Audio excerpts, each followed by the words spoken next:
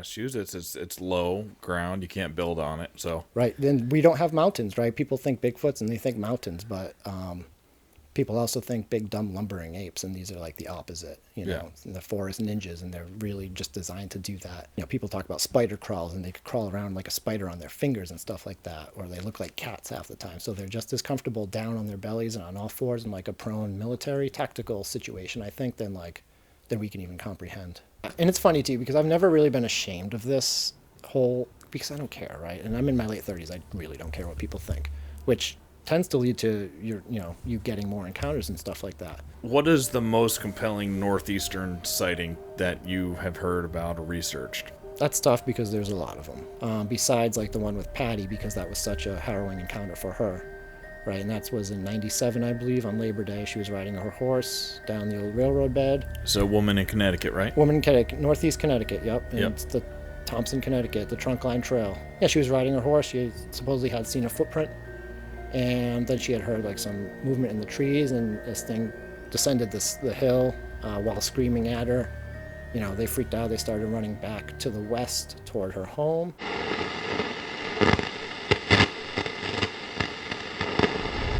This show is brought to you by Huntstock, America's reinvented hunting show. Tickets and info at www.huntstockevents.com. What's going on, everybody? We're at Huntstock. So you guys need to come with us. If you've been to other local shows or outdoor shows, this is nothing like those. This is like a giant deer camp. A bunch of like-minded people that are enthusiastic and excited about what they do. We had a great time here at Huntstock. This is an awesome event. What do you think, guys? One of the best shows that I've ever been to, really. More deer hunters here than there is anywhere. I think this is one of the greatest shows right now in the hunting world. There's no question. Down here at Huntstock 2023, had a great time, better than expected, better than the year before, and I think it's growing, and next year will be even better. I gotta admit, this has been one of the largest, best shows I've ever been to. It's like a giant deer camp. The feeling that comes with this place has just been absolutely awesome. This is something you're not gonna want to miss in the future. The value of coming to this show is so phenomenal. That $40 buys you non-stop, almost can't get to them all seminars from some of the best people in the industry in the Northeast. Huntstock is it. This is the premier show on the Northeast. Everybody is at this show, telling stories, showing things off, and waiting for you guys to show up. Come on out. We'll be waiting for you here next year.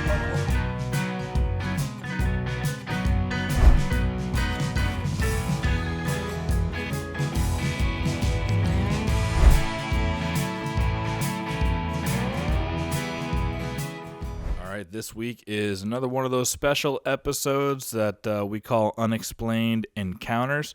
The first episode in this series we did about 6 months ago with Ryan Gilman from Rhode Island Whitetail, and he talks about a crazy experience that he had.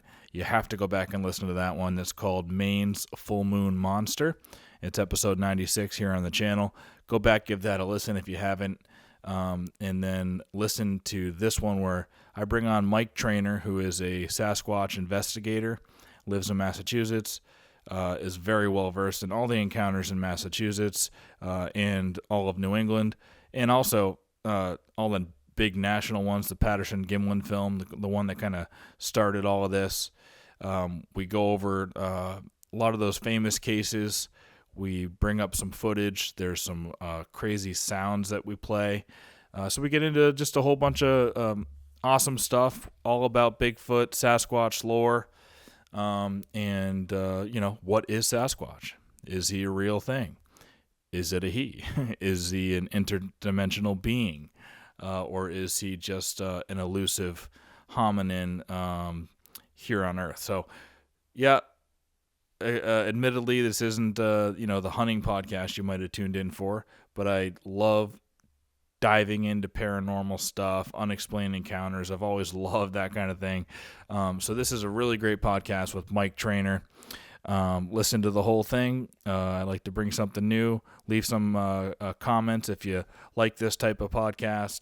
And if you have an unexplained encounter, something crazy that happened to you that you want to talk about, make sure you send me a message or just drop it down in the comments and we'll reach out. So here's Mike Trainor. If you want to support him, you can get some of his Sasquatch decals and stuff that he makes just as a hobby.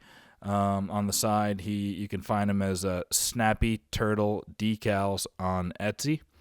And let's get into this very awesome, interesting podcast with Mike Trainor. All right, we've got another episode of the Hunt Suburbia podcast, and this is another episode of the Unexplained Encounters variety, which if you guys watched the episode I did with Ryan Gilman from Rhode Island Whitetails, he had an encounter up in Maine that he believes could be a Squatch. He believes it could be a Bigfoot. It could be a bunch of things, Native American spirits. There was a lot of things going on in that podcast. If you haven't listened to that one yet, go back and listen to it. It is episode, I think it was 96, episode 96. So go give that one a look. Doing that podcast kind of made me realize, like, hey, I love paranormal stuff, unexplained stuff, mysteries. I've looked into Bigfoot in the past before. I'm a guy that I'm not overly skeptical about things. I like to believe. But I am inquisitive too, right? Right. And after that podcast, a lot of people reached out. I've got all these experiences, over here, or, with ghosts or UFOs and all these things. So I had a whole bunch of them. And a buddy of mine, Pat, your brother, has been on the podcast before. He was like, hey, dude, my brother's big into researching Bigfoot and Sasquatch and all that stuff, so you should have him on the podcast. So here we are. We've got Mike Trainor. Why don't you just give people... first of all, thanks for coming in. Sure. Yeah, thanks for having me. Like I said, any opportunity to talk Squatch, I'll take it. And it sounds like a joke, but my friends they're tired of it. So anyone that'll receive, and contribute is great. Yeah, and it probably gets a little bit annoying that when people don't take it seriously or immediately overly skeptical, right? I mean, right, somebody who's so into it. Which you understand, though. I mean, at the face value, it's a crazy thing to even suggest, right? Never mind to be, like, obsessed with for 10 or 12 or 14 years. Yeah, well, it's almost like, and you see it happening with UFOs and the disclosures from the government and high up officials and Air Force pilots and things like that there are unidentified flying objects out there. But when that mania first started after Roswell, everybody was a kook who was talking about it, right? And it was easily dismissed. But now you start to see that people are more open-minded, disclosures coming from high areas. Is that happening at all with Bigfoot? Well, some say it may be on the horizon, but others, there's a lot of evidence that suggests the same kind of cover-up is happening with the whole Sasquatch thing, just in regards of not necessarily broadcasting the truth right away, even though some may be known about, at the higher-up government official levels. So what kinds of cover-ups do you think, and why would the government be wanting to cover this up? The same reason that they want to cover up UFOs? Well, I mean, a lot of it may be phobia and fear, right? Where they like their citizens to be comfortable, and a lot of people, are comfortable just believing what they believe and not having anything question that. And so, something major, and this would be one of the most major scientific discoveries of all time, that would shake up quite a bit of the accepted truth, right, or history of what we know about. Not to mention things like rights, like, what are they? Are they close to humans? Do they have rights? Do we need to be, and some say we are already, like, segregating certain parts of the country for them, or, closing off certain parks and things like that. A lot of it could come down to more ridiculous or extreme hypotheses, like the alien thing, right, or dimensional theories, things like that. So I think just trying to keep everything cool and calm. Is Sasquatch something to be feared by the human population? I don't think so. I think, as a rule, for their being, is that they shouldn't be hurting us, because they know the dangers that we could present to them, right? They've been watching us for hundreds, thousands of years, and they know that we can be devastating to the environment and to wildlife and things like that, and so they probably know it's best to stay away. However, there are stories of them abducting humans, or putting on displays of threats and things like that. So there's potential to be hurt by them, supposedly, but people have been looking for them for a long time now, since the late 50s, and I haven't heard of a Sasquatch researcher disappearing, right? And they've been in the woods knocking on trees all night, so take for that what you will. But so And you believe 100% that a Sasquatch is real, right? Yeah, I'll say 99.9 because I haven't seen the face of one right out in the world. But I've been looking into it for long enough, and I think there's enough evidence there to suggest that it's not just a whole conspiracy, and it's not a bunch of people making things up. There's too much congruent information, between stories, casts, hairs, things like that. And unfortunately, a lot of which has to be dug up. If you have an interest in it, it's not necessarily out there on the forefront. What got you into this whole crazy obsession part of your life? Like for me, like deer hunting, I got in, super crazy obsessed with that. What got you into? Right. I can't say. I don't know. I've always loved like Harry and the Hendersons. And but like anybody, that is a great show. It's a great movie, yeah. Right? One of the best, and they did it so well, right? And there are even characters in there that like are supposed to portray real characters in the Bigfoot world at the time or whatever. Yep. So they did their research, and the costume is great and all that, but I didn't, it didn't really get me going. And honestly, I think it was like Finding Bigfoot when that came out in 2010 or so. It made me got me questioning a little bit, like this is a little silly, but who knows, right? I'm going to look into this for my own and see what happens. And shortly thereafter, I, probably started poking around, watching videos and things like that. And I literally went on Craigslist and I searched Bigfoot Sasquatch, and there was a post there, someone looking for help looking into this in Rhode Island. And I replied, and that got me going. I met Dan, and we were off. Is Dan someone that's still your friend? You guys squatch together, or we did for a long time. Unfortunately he passed early. But, no! Sorry. Yeah. So we were acquaintances at the most, right? We would go out, and great guy. We were friends, but we didn't know families or that kind of thing very well. Yep. So we'd get out for a few hours, once or twice a month, and he was very skeptical, and I started very skeptical too, right? You'll get people who will look at a tree and it's snapped over, and they'll say a Sasquatch did that. But living in New England, we know that that's not always the case. Somebody that just believes literally everything is a Sasquatch. Everything's a Sasquatch. A woodpecker could be a Sasquatch, or like a crunching stick or something, right? Yep. So, it was good because we would kind of restrain each other from going out too far on a limb. And he actually sent me a picture of a footprint from Rhode Island that looks really good, but he would never say it was a Sasquatch print because he was just so skeptical. Yeah. And I don't think, before he passed, I don't think he had ever fully bought into the whole idea of it. But he was just... he liked the inquiry of it. What is the biggest piece of evidence that convinces you that Sasquatch is real? What's the best piece of evidence? The best one, I'd say, is obviously the Patterson-Gimlin film, right, from October 20th, 1967, for many reasons. But that, by all accounts, seems to be a real creature, and the best video of one that there is. Yeah, let's explore that a little bit, and then we'll get into some personal experiences and stuff, and all the research that you've done around. A lot of the research you're doing is around the Northeast too, right? Right, and most specifically Southern New England, Rhode Island, maybe Eastern Connecticut, Southeastern Massachusetts, and on occasion Western Mass up in there. I've got some folks that like to get together there as well. So. Places that aren't really generally seen as Sasquatch hotspots, except maybe the Hockomock Swamp and that whole Bridgewater Triangle, right? Right. So not only am I here going to tell you that Sasquatch exists, right, and that they're probably going to be anywhere that you could possibly think to look. They reach themselves into the most tight little spaces of our human society, and they do it pretty well. Yeah.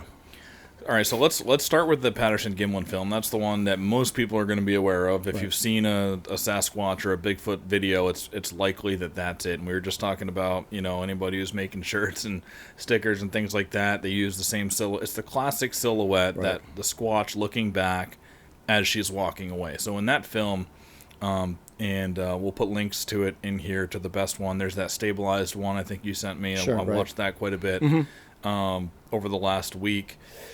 But that film, talk about that a little bit. It was 1967. There were two cowboys. Yep, more or less cowboys. Bob Gimlin and Roger Patterson. Yep. And Roger was hot on the Bigfoot thing for a while. Like, word is he was trying to make a documentary.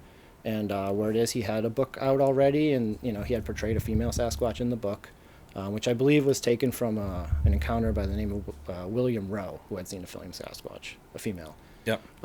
So, that kind of makes people skepticism right away. But, they went out for weeks. They were out for a couple of weeks looking for Sasquatches. And on their horseback came around a bend one day, and there was one out in the stream bed. Yep. Supposedly. And Roger hopped off his horse, ran toward it, and got however many seconds of footage. Most of Starts which out very shaky. starts out very shaky, and that's when he's like running toward it. Then I guess he gets down on a knee and settles himself on a log, and captured quite a bit more footage. Yep. And more so than what most people see. Like a lot of people see the turning sequence, and then she walks off. But there's, tens of seconds of footage, I believe, of her walking away afterwards. We get full rear view, things like that. Yep. Yeah, I saw the longer version too. Right, It gets a little shakier and hard to see there too. does. There is that 5 seconds or so that's really good quality. Right, which you can understand, right? You're Totally. If it is a real creature, you're standing there looking at this primal being. And not only that, and you're doing what you're there to do. Which yeah, is these guys are into, and they were out there specifically looking for Sasquatch, which brings up something to me as you said, like people who are going to be skeptics. I would be willing to bet a lot. One of the major things that you hear is that how come all the footage, or most of the footage, or most of the best evidence seems to come from people who are out there looking for Sasquatch? Yeah. They're squatchers themselves. They're into it, and then they get this great footage. Sure. Well, you won't find your keys unless you're looking for them, right? Yep. So I think that's what it boils down to. It's a matter of being, first of all, aware of their existence, and then aware of where they could be, and keeping your eyes open, and then being ready for it, right? Because even when you're ready for it, like you have to picture running into something like this, and your body would shut down for most of us. Yeah. Right. And in my head, I kind of liken it back to anything that if your mind is open to certain things, then the likelihood of those things manifesting themselves to you or whatever is going to skyrocket. It goes to if you believe in ghosts, or you think that the existence of spirits, are out there. If you believe that, there is intelligent life forms across the galaxies, and there's quote unquote aliens, then you're more likely to see them. Right. And a lot of first-time Sasquatch witnesses will go on to have several more encounters, or 1, 2, 3 more encounters, up to many more. And part of them would say that they feel like they've been tagged, right, where like the Sasquatch know that they then exist, and therefore more show themselves or things like that. Yep. But it also just could be the presence of awareness and just being ready for the situation, and maximizing your time in that situation, right? Like not getting scared off at the first bluff charge or whatever. Yeah. And that's something, again, congruently runs with a lot of people who say they've been abducted by an alien or whatever, that then throughout their life they get abducted again sometimes, or Right. they get revisited by that alien. So it seems like it's some. And what is that? What is that similar thread through UFOs and aliens and Bigfoots, and what is that thread? Do you think that's proof of some other dimension, or? I don't know, because I was into UFOs for a long time, right? And unfortunately, they're impossible to study as a human on Earth, right? But Sasquatch is not so hard to study because, like, supposedly they're out there among us. So it's tough to say that they're all connected, or that they all have something to do with each other.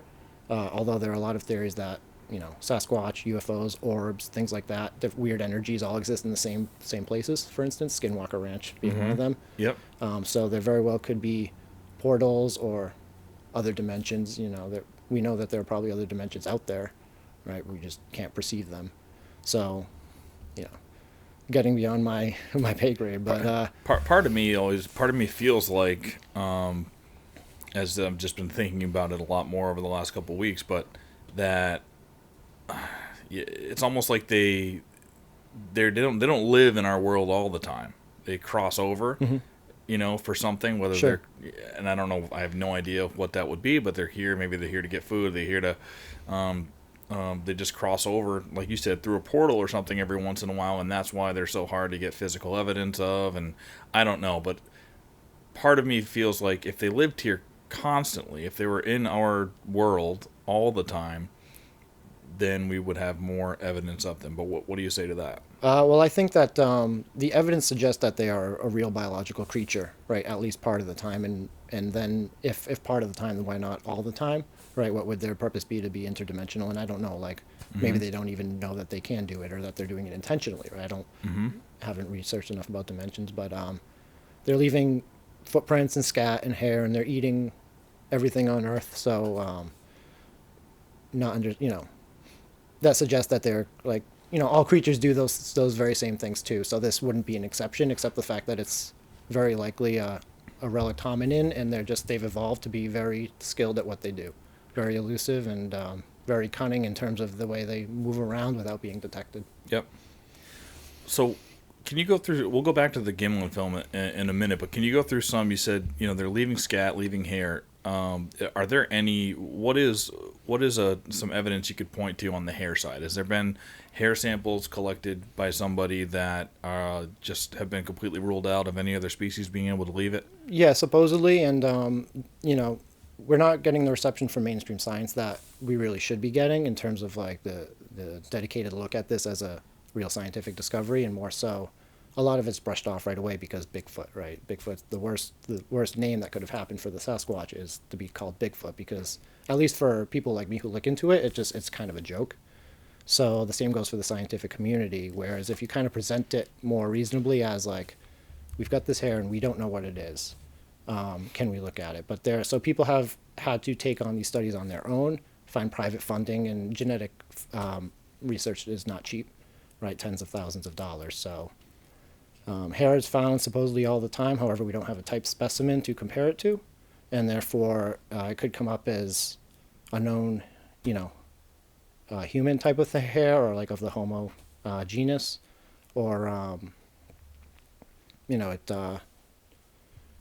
it's just tough to say because it doesn't compare to anything else, right? It looks like human hair. It could lack a medulla, which is the hollow center of the hair.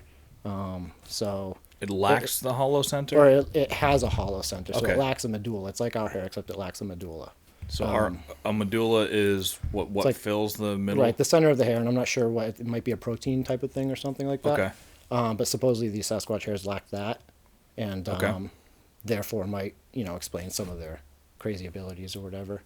But the thing is, people find hair, and most people say that's an unknown human, or it's been tainted in the lab or whatever by humans, right? Okay. And then they've done studies, like Brian Sykes in England did a study, and he decided that all Yetis were bears, right? Because they had bear hair, but like a different species of a bear. like in some different species of bear. But realistically, those should have been excluded from the study altogether because that's not what he was looking for. So you've got these studies that seemingly were done properly, but then turns out they weren't, or they were biased in one way. And then you have like Melba Ketchum's study, and she was is a geneticist. She did a lot in the veterinarian community, I believe, and she did her own research, and she asked for hairs from across the country, and she got 60. She probably got a lot more, but I think they studied 60 of them, and a lot of them just showed like unknown human, or mitochondrial DNA would come out to be like a human type of DNA, which were 99.9%, similar to a chimpanzee, right? Right, So, and these are closer to us than chimpanzees, like most definitely. yeah. What about on the scat side? So what is compelling evidence of scat? Is there anything out there people can point to? Well, scat's tough because, you always say, what are you going to do with it once you collect it, right? If no one wants to look at it, then you've got it in your freezer for a while. And the ability to collect cellular tissue from scat is very difficult. You kind of have to get the leading edge where it kind of first pushes through, and then get in there and try to collect some skin cells and things like that. And then you have to have someone to give it to and who's interested. Yeah. But people say they find human-looking large piles of scat out in the woods. People say they find them around these like blinds and shelters and things like that, or Yep. around bone piles. And then other people say they see them defecate in the water. So, it's all different. All right, let's go back to the Gimlin film for a minute, because so one of the compelling things about that is people watch the film. You have scientists that break it down. First of all, it doesn't walk like a human. The number one thing a skeptic says in that film is, it could be a person in a costume. Right. So, but there are a lot of things that disprove that, or theories on the other side. One of the things you sent me recently was a Hollywood costume artist designer, right? He makes these costumes for Hollywood, and he walked through and thought it was pretty interesting on, what goes on when you're making an ape suit or a suit with hair like that, right? And how it gets into, you get into developing it, and all the hair flows the same way on a Hollywood costume suit, but clearly in the Gimlin film, after studying it, along the breast, like if you look at my chest hair right now, it comes sideways out into right into your armpits, and you can see that on in the Gimlin film. But you wouldn't, like, for instance, on Harry and Henderson's, all his hair is flowing one singular direction because that's how they make their suits, right? Right, and Harry and Henderson's, I believe, was in the 80s, mid-80s. It wasn't, the mid-60s when even Planet of the Apes, like, compared to the original Planet of the Apes, and they're completely different. Yeah. Right, and the fact that we're approaching, 60 years later, they didn't know the technology we were going to have at the time to analyze this film, right? They had a 25mm recorder or something out there just taking video, right? Trying to fool people at the time, and here we are so long later, and we can't find like a seam or a zipper or any sort of evidence of it being a costume. In fact, the feet can move, the hands move, right? You see muscle movement, especially in the legs. She has breasts. She's got hair contour similar to other great apes, things like that. And again, she walks differently. And I don't think it's any coincidence that like anthropologists and paleoanthropologists now are discovering that some of our ancestors also walked in a similar sort of gait. One being Australopithecus sediba, had like this kind of weird, hip rotation walk. Yeah. And M.K. Davis, who does a lot of Bigfoot analysis videos on YouTube, compared that to the Patterson-Gimlin film and, suggests that they're very similar. So one point in the Sasquatch column is that if that was a costume, it would have to have been the best Hollywood costume designer at the time, better even than costume designers today and the technology that they have, right? That's right, exactly one point in the column, right? And then you analyze how it walks, and I was watching one film where, one of the interesting things was as she goes forward, her fingers are coming in, and she's forming a fist, and then it, every time at the peak of her arm swing, she's closing her fist, and right. that's something that's not really documented in humans. Right. What other things in the gait were showing that it couldn't be a human? Well, in reference to your finger things, like that probably shows she was nervous. She was probably scared because, she probably knew to avoid us or knows to avoid what she doesn't know. So you can tell that she's trying to get away, but she's not trying to incite any sort of like excitement of the guys. Like she's not running. She's walking casually, calmly, as if she didn't commit a crime or anything. But you can tell when she looks back, she just snaps her head back. She's pissed. She's really, you're still here. And just that, the whole attitude of the thing combined with the gait, the arm length and the proportions, which we haven't mentioned yet, that don't quite match a human, right? Her hand sits lower than a human's hand, and you can't change where the elbow is and that kind of thing. Not to mention putting tendons and muscles on the outsides of legs and things like that. But the footprints, they cast footprints from that event, and the footprints are congruent with what we find nowadays. And how big also, were the footprints? Do you remember? I want to say they were 18 inches, or somewhere around there. Don't quote me on that. But I didn't know they cast from that. I mean, yeah, obviously they had to. You can purchase replicas actually, but they've got at least one footprint, and it's impressive, right? There's pictures of Roger Patterson next to it with his foot, and he was wasn't a big guy, but it's a large foot, and she was a female too. So in that, you're not going to make a costume in the 60s of Bigfoot, and you're going to make it a female who has like the perfect proportions of what we discovered now of, our ancestors. Yeah, and other hominin species. One of the things in that whole costume discussion was if you were going to try to make this a hoax, and you were going to build the costume, it adds a whole bunch of more complexities to add breasts to it. Right. Right. And you're not going to take a minute worth of footage, right? You're going to do a quick little thing, theoretically, like if you're going to make the first Bigfoot hoax video ever, right? With the exception of there was like Ivan Marks, was a guy who did some hoax videos too, but you can tell they were terrible. Is there any footage of a Bigfoot or a Sasquatch running? Likely, yeah, but it's very difficult to decipher whether they're real or not. There's one footage called the memorial footage, which is a tourist or something looking out over this field, and something dark, tall runs across the field very quickly. How do you spell that? Memorial Day. Memorial footage. Right, okay. the Memorial Day footage. Okay. And that puts me on another theory, the fact that it happened on Memorial Day. Like I said, I think they know that we're out of the woods for 5 days a week or whatever, and like you get a lot of sightings on holidays. You know, so that's just a theory of mine too. But for instance, the Patty's encounter in Connecticut with the horse was on Labor Day, I believe, another holiday. So they're aware that Mondays normally we're not there, but then they don't know the holidays. Yeah, I don't know. They don't know it's Monday, right? But Yeah. I do think that they haven't survived this long and stayed elusive this long by messing up and forgetting that we were. You know, I think they just haven't. They know. You know, maybe they're sticking sticks in the dirt or something. You know, counting in one way or another, or maybe they just know in their brains, because I do think that they're very intelligent.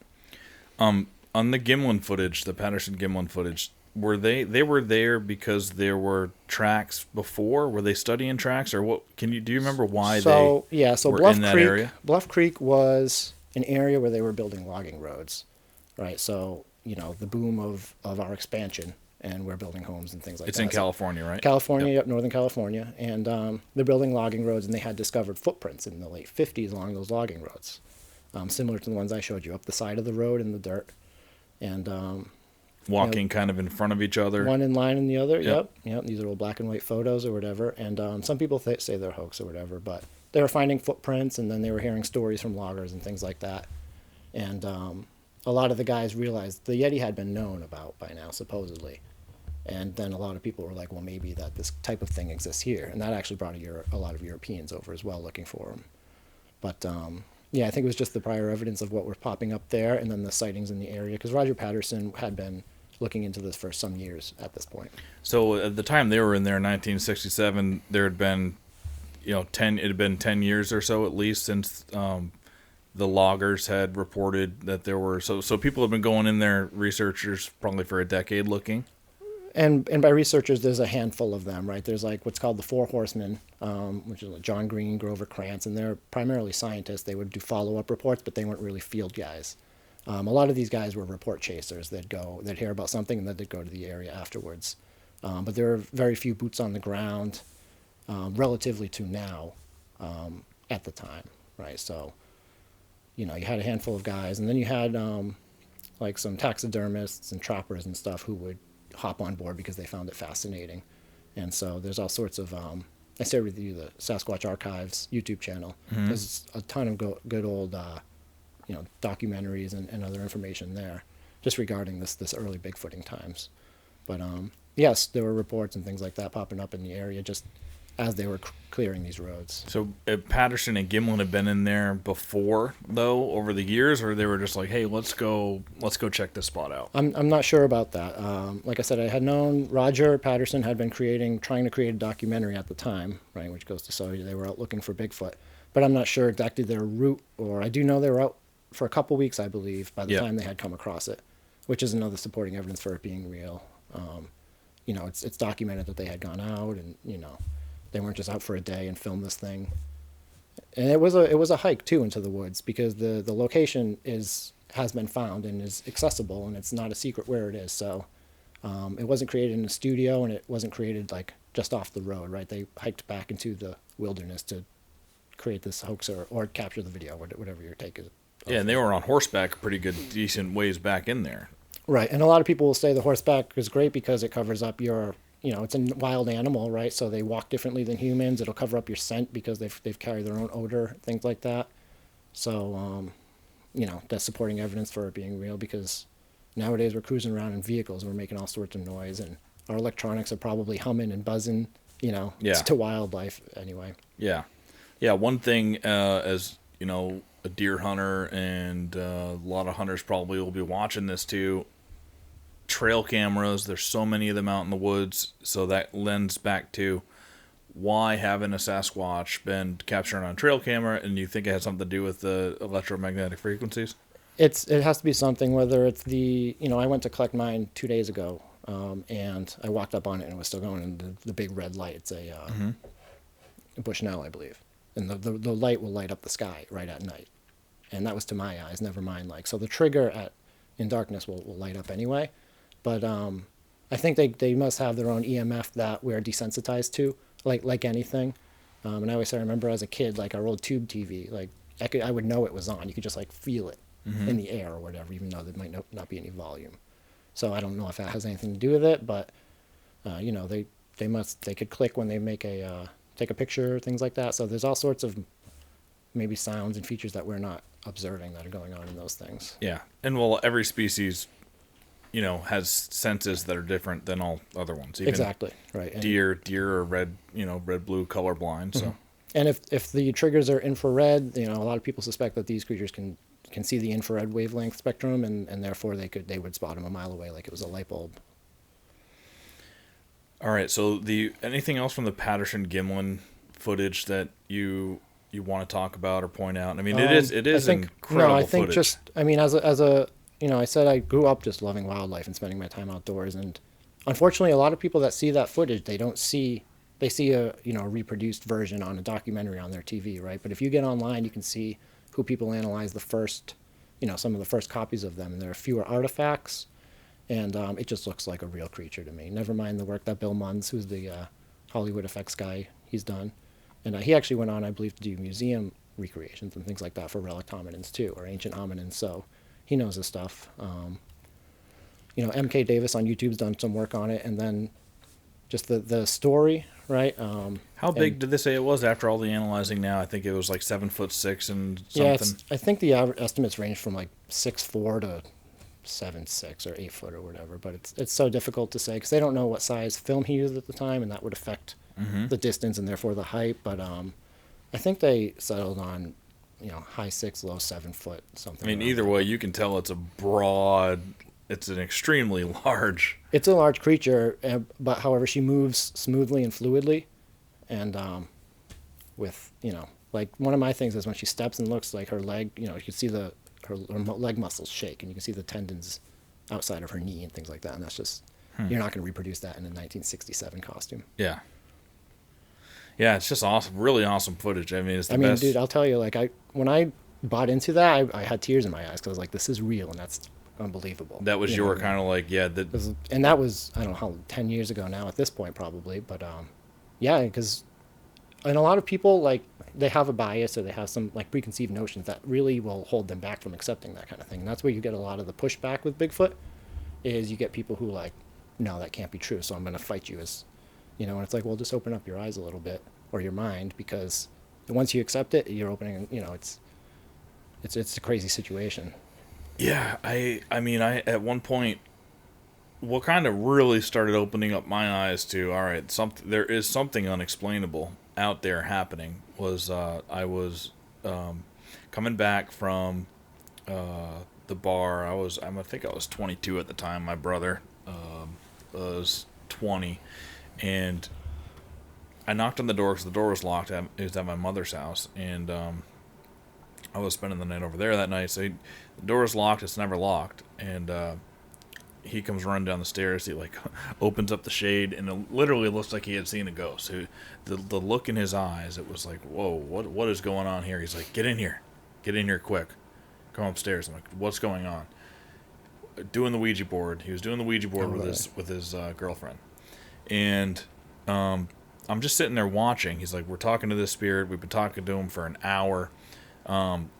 This thing, like, it is communicating, and it's communicating Sure. like vigorously. So I'm watching it, and I'm being super skeptical about it, and it's saying all this effed up stuff, and it's being really malevolent and terrible. And I was just like, man, if that's my brother, putting on a hoax, then this is some really effed up shit. Right. And then so my skeptics, I was like, all right, after watching it for 5 minutes and seeing the answers it was giving and everything, I said, ask it if I go into the other room and I write down a word on a piece of paper, and I fold it up, I put it in my pocket, and I come back out here, will it be able to see me in the other room, see what I wrote down, and be able to spell it out? And it ended up saying, yeah, go for it. Yes, go do it. I went into the bathroom. I closed the door. I locked the door. I wrote down a word on the piece of paper. I folded it up, put it in my pocket, and came back outside. And what I wrote was SEA. I wanted to keep it short and just see if it could guess, something short. And so I'm watching it as it's gonna spell it out. And it lands on S, and then it goes up to E, and I'm starting to like get goosebumps. And then it lands on X, and it spells sex out. And my brother snaps and looks at me. He's like, "Is that it?" And I was like, "No, but that." I was like, "Tell that." tell him to stop messing around. So my brother kind of cursed at it, and then he's like, spell out the word, and then it went S-E-A. Oh, really? And I was like, holy crap. And then I did this 8-9 times with different words. I would make longer words, and every time I'd come back out and sit from that point on, it would take hardly any time at all, and it would just perfectly to the word every single time. Interesting. So I had goosebumps. I get goosebumps every time I tell that story, but that was my moment where I was like, something, there is no explanation other than there is some kind of another energy, or there's some spiritual world that can see every room, no matter where you're at, no matter what. That's the only explanation, is that it's unexplainable. Right. Yeah, and you get a lot of people saying that, especially psychics and empaths, right, who seem to have a lot of success in the Bigfooting world because they, quote unquote, know they're there, right, or they've been communicated with telepathically, or that that could go into like remote viewing. Supposedly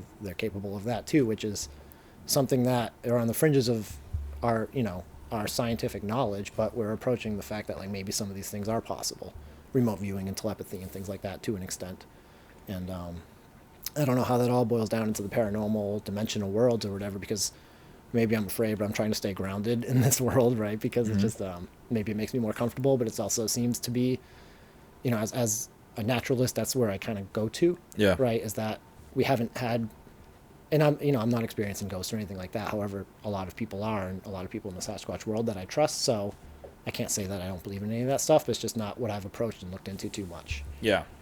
But then once you have an open mind about it, because for me, I was just like, all right, now I know that there is something out there, and I don't know what it is, but then you become open to all kinds of things. Where It's just like, all right, that's why I'm not skeptical on, I want to be a believer in all of this stuff. I just don't have the time to research it all. Right, and you get that from a lot of Sasquatch witnesses, as they say, it changed my life, because if this is real, what else is real, kind of thing, Yeah. Because this isn't supposed to exist, is what a lot of people say. This is not supposed to be real. No one ever told me about this, and then that's why it was such a frightening and life-changing encounter. Yeah, and probably 90% of the people listening to this have never experienced anything in any kind of a unexplainable or paranormal or whatever, so that's why most people are still going to be skeptics. Right, and even if they did, then they won't buy into it, right? People who are just opposed to the Sasquatch idea entirely would go on to tell you about like this deer that they shot, and then they went to retrieve it because they know it dropped and it had disappeared, right? There's no blood trail or anything. It had just up and walked away,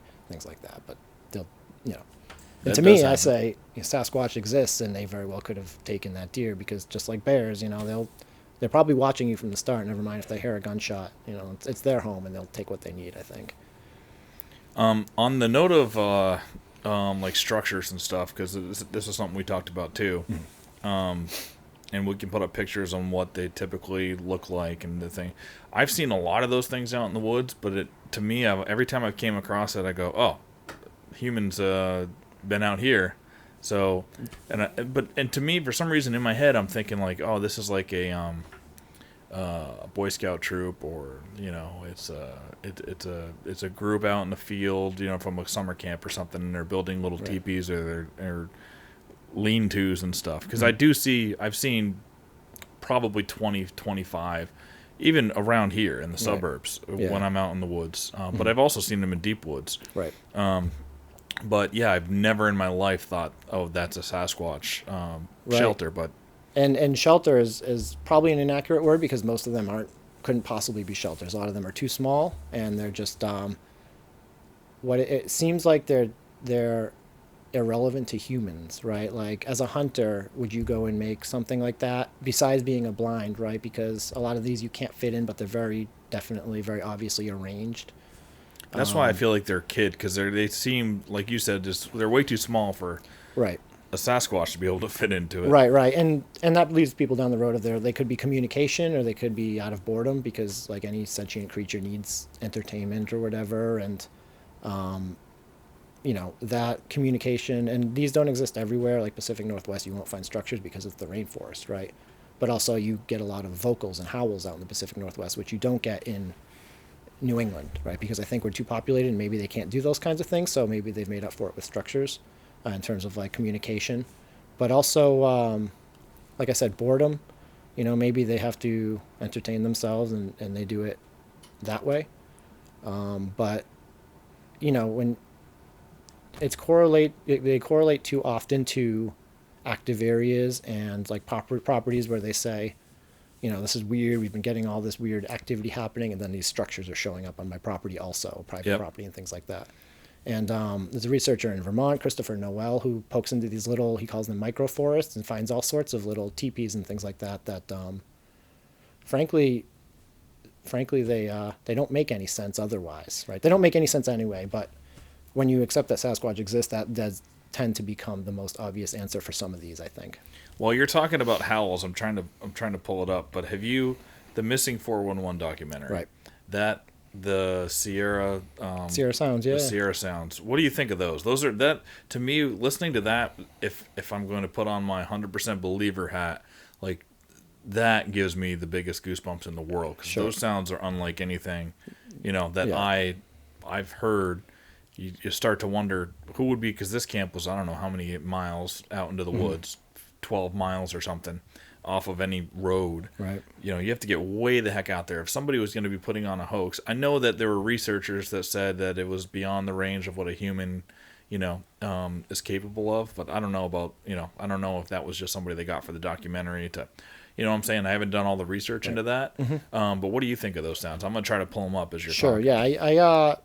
I think they're legitimate just because of the people who are more qualified than me who have looked into it. For instance, Scott Nelson, he was, I believe, a Navy cryptolinguist, so they would like intercept messages from, Russia or whatever, and they try to decipher them.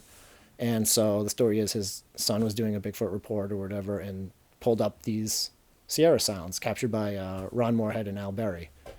And I guess his ears just perked up because he could recognize language within those sounds, right? So they slowed them down, and then they deciphered that.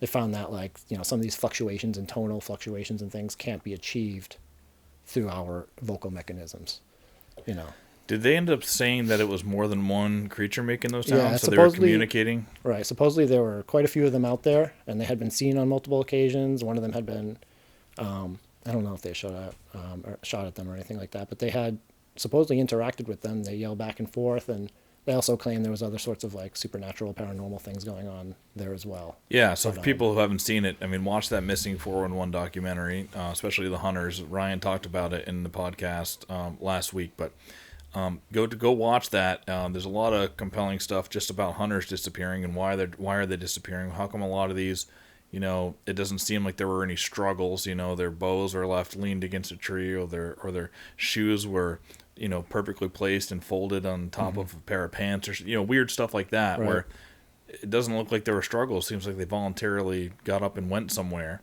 almost. But these sounds are incredible, and this is from a guy who his family had been going out into this remote camp in the Sierra Nevada mountains for years. They built a structure there, like a cabin out of wood. Which the forest agency has since made them take it down because it was a structure. They found the site. So they still go there every year and camp and hunt out of there. It's so far into the woods. But he had said that, I forget, sometime in the 70s they started hearing, at night they would hear these whoops and these howls and then these sounds, and they ended up recording some of them, but they were so terrified of them, they would get into their shelter, they would lock it closed, and they'd be there waiting for something to break through the door. But it was always across this, steep ravine, across this valley, up on another mountainside. And so whatever it was, they felt like was communicating with them, knew that they were there, they were watching them, and they would do these sounds once it got dark at night. They never saw it. And like you said, they experienced other paranormal things there. They would see orbs floating down into their camp that looked like they were sentient, Sure. And then I remember the rods of light. They just saw a floating rod of light go through the camp one time that looked like a lightsaber. All sorts of weird stuff I think they mentioned. But I'm going to try to pull up the... Yeah, I think this is the beginning of the sounds. And people will be able to watch it on Amazon, but... And he has CDs of these sounds. They're not all available. I believe there's multiple CD sets that you can get of them. I haven't listened to all of them. Oh, I'd love to get that. I think most of what's available is pretty good on its own. Yeah. And like I said, Scott Nelson, a cryptolinguist, looked into them, and he suggests that there seems to be language in there. So as you're listening to this, we'll just let it roll through. But there's sometimes you can hear the guys recording it talking from within the structure, And it sounds a bit more muffled, kind of like. Yeah. Yeah. Or less but- muffled, maybe. and that's a very small part of this. Most of what you're hearing are the creatures. Supposedly, right. Making their sounds. And that was in 71 when I first started hearing them. And we started recording them.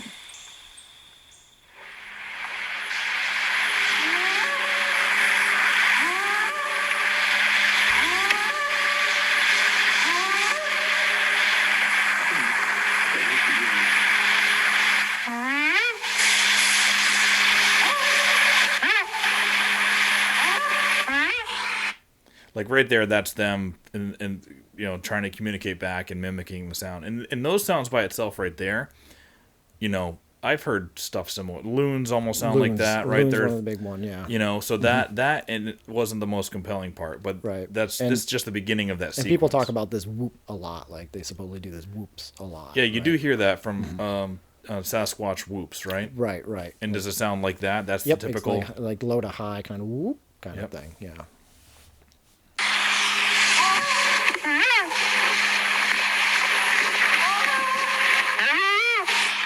And even that could sound like a wolf or a coyote a little bit there. Right. That part. And they would definitely communicate with humans. Like, you can Yep. talk to coyotes. Yep.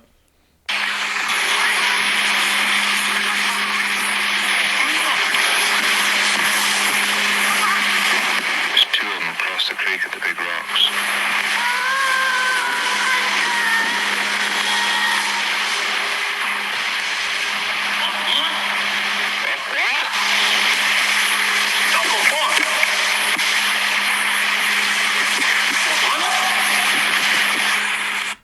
That part is not that is the creatures. It sounds like it could be people communicating, like you said. That's not guys from within their shelter. That is the sounds that they're getting. Supposedly. Right. That I'm gonna rewind that part and then listen for that, because that is unlike anything I've ever heard. Like, what is that?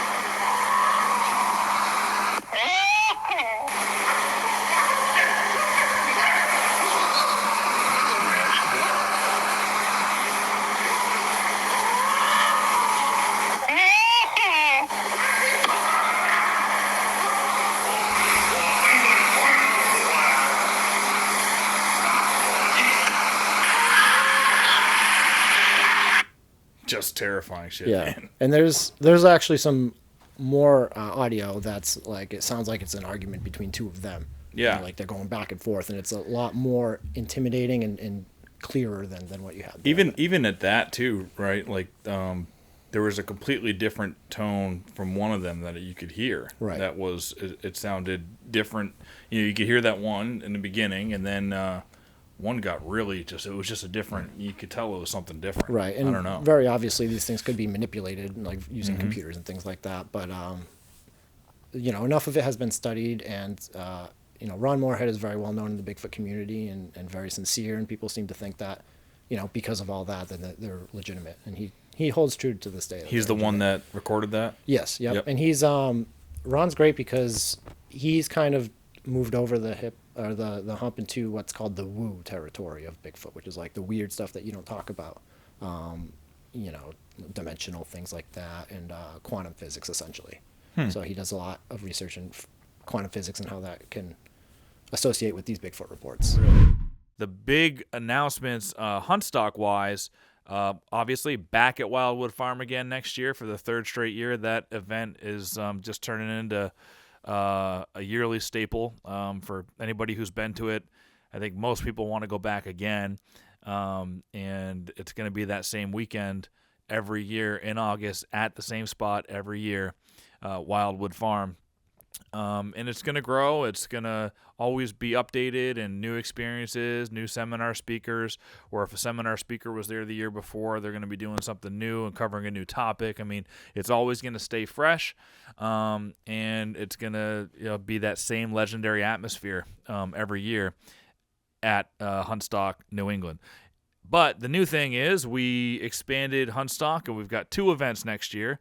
And actually the first one on the schedule is going to be this new event in Vernon Center, New York. So it's going to be a whole new audience. There's going to be quite a few people, I think, who also want to do the Massachusetts one, but come and check out this New York event. It's going to have its own DNA to it. It's taking place at Vernon National Shooting Preserve, which is you can bring your guns and shoot a clay course, trap course. There's a rifle range. So there's going to be activities where you can actually do some live shooting. And probably be some demos from sponsors and maybe some of the hunters too. It's going to open up a whole new kind of feel, and also it's in straight up farm country. There's a lot of farm hunting around there. There's going to be some food plot hunting and seminars about that. I'm sure there's going to be some food plot sponsors that want to get into Huntstock and tell you guys about that. But it's obviously going to be a little bit of everything as well. The Adirondacks are only 30 miles or so from there. So there's definitely going to be some tracking stuff. There's going to be regular bow hunting stuff, timber bow hunting, and then, of course, you're going to have a lot of farm-style hunting content, creators, seminars, sponsors, everything you name it. So same DNA as, same kind of baseline as what we've been building in Massachusetts. We'll still have the 3D archery course there too. We'll have a bunch of sponsors, huge door prize pool, but it will have its own unique feel and flavor to it. And there's also camping allowed for attendees. So go online, check out. There's more info there, www.huntstockevents.com. Tickets are open now. Early bird prices are out there. Prices are going to go up starting February 1st, so you're rewarded if you get your tickets before then. And anybody who gets tickets for either show before February 1st, while we're still on early bird pricing, anybody who gets tickets then, you're going to double the amount of door prize entries that you get with those tickets. To run through that again, 1-day passes, you get 1 door prize entry. 2-day passes, 2 entries. If you buy a 3-day pass, you're going to get 4 entries, and so double that if you're getting it in the early bird special. You buy a 3-day pass, you're going to have 8 door prize entries, and again, we got the best door prizes in the industry. So anyway, get on there, check everything out, get your tickets early, tell all your friends. That is how you support the podcast. That's how you support everything that I've been doing content-wise. I don't ask a ton from folks, but just come to this awesome show that we're putting together and building and turn it into this legendary event. Really? So since he had that experience and it opened up his, like we were talking about, you have the experience and then all of a sudden you're like, all right, well, now I need to learn more about this. Right. It happened to me. It was unexplainable. I need to know more. So now is he a Bigfoot researcher now? Essentially, yeah, he's a researcher. You'll find him at all the conferences, and he writes books and things like that. So I don't think he's not like, that's his thing. I think he's I noticed he said he doesn't curious hunt, dude. hunt anymore. Yeah, I don't know. He very well may not hunt. Yeah, and a lot of these guys don't. That's what you see. A lot of people have encounters, and it could either shut them down, they won't go back in the woods, or it sparks them to figure it out. Yeah, well, I remember he said in the documentary he still goes there all the time. He just doesn't hunt anymore. But yeah, that was an interesting, compelling piece of evidence, and I do want to find those other sounds that you say that he has available and find them. You probably have to buy them on a CD. I don't know. I think a lot you can actually find on YouTube. Yep. But and to go back to the structures, some folks put recorders on and around these structures, and they'll capture similar vocalizations and things like that. Really? Chatter. They call it chatter, or things of that nature. I'll also look into that some more too. All right, so you've got those, and then you've got the Freeman footage, right? You want to talk about the Freeman footage a little bit? And, yeah, sure. I think it was 94, 95 in the Blue Mountains of Washington, outside Walla Walla maybe. And Paul Freeman had a sighting in the 80s, I believe, of 1 or 2 creatures, and then it set him off the path, right? So he was visiting the Blue Mountains quite often and persistently studying this area, which is what they say you should do. And he had been finding tracks for a while, casting tracks. He had probably dozens, if not hundreds, of tracks supposedly in his collection. And one day he was out and supposedly captured this video of what's very obviously one creature. It very well could be two creatures. Toward the end of the video, it appears to pick up another and walk off with them. But those are details that are not very clearly seen in most of the footage that people are watching, right? You get the one where it crosses the tree, and that's pretty much it. Yeah, that's the one I saw. Yeah, but to me it looks like a big, massive, hulking creature, and it clearly doesn't move as smoothly as the Patterson creature does, but we're all different, right? Yeah. Situationally and not all as graceful as right, Patty was. And Patty wanted out of there, right? Like, these things don't like things being pointed at them. Cameras are guns. Like, they understand guns are bad, and they probably suspect cameras are bad too, right? People say that it steals part of their soul. Yeah. So Patty wanted out of there, but Paul Freeman had his camera too, so who's to say that thing didn't just want to? I've always got this vision in my head that in the Sasquatch world, Patty's probably always getting made fun of. Yeah, right? You went and got caught, really. Yeah. Look at dumb old Patty. Yeah. Like, what's she been doing? She's been getting caught. Poor Patty too, and like, she probably had just had a baby, right? She's worn the heck out, and then these guys are trying to film her because she's I think the most incorrect description of a Sasquatch, right? Like, the worst Bigfoot you could catch on film would be this postpartum creature, right? Because most of them are super fit, like, they're made to be wild. She was super fit though. She was fit, but you could tell that she had some excess weight, right? That a wild creature that was evading humans for hundreds of years wouldn't necessarily have. Supposedly, and like I hadn't noticed that part. Her breasts were endowed like to the point where they were engorged with milk. Right, exactly. Yeah. So in that Freeman footage I watched, he actually has plaster he's casting tracks In the moment, right? At the moment, he went there. He's like, "There's tracks right here on this logging road," and he's casting them, and the camera's pointed down at it, and he's just kind of walking. Then he hears something, right? He hears some rattling in the bushes, popping in the brush and stuff. He said, "Yep, I think, yeah." Yep. So then he goes to investigate that and pans the camera up, and then you see this creature coming by that is he says is a Sasquatch. So what the skeptics say about him, right, is that he had made fake tracks before in the past, so that people think he's a hoaxer, right? Right. So he did an interview. I think it was like Good Morning America at the time, and he went on to say like that he hasn't created his own fake tracks to compare to the real tracks, but as the media does, they had chopped it and cut it to make it sound like, I have fake tracks or whatever. Yeah. And so people take that and they say Paul Freeman's a hoaxer. They just use a little snippet. Right. Yep. And the thing about Freeman is Jeff Meldrum, who's an anthropologist at Idaho State University, this is in the mid-'90s. He was first investigating Sasquatch, and he hadn't bought in yet. So Jeff went and visited Paul Freeman, unbeknownst to Paul, just showed up. And Paul took him up to see some tracks, because Paul could literally do this. Supposedly there were tracks there, and you could stumble upon them every other day or whatever. And Jeff, he saw the tracks and was like, these aren't fabricated. They show motion, they show, evidence of a biological creature. So, he's got some support in that regard.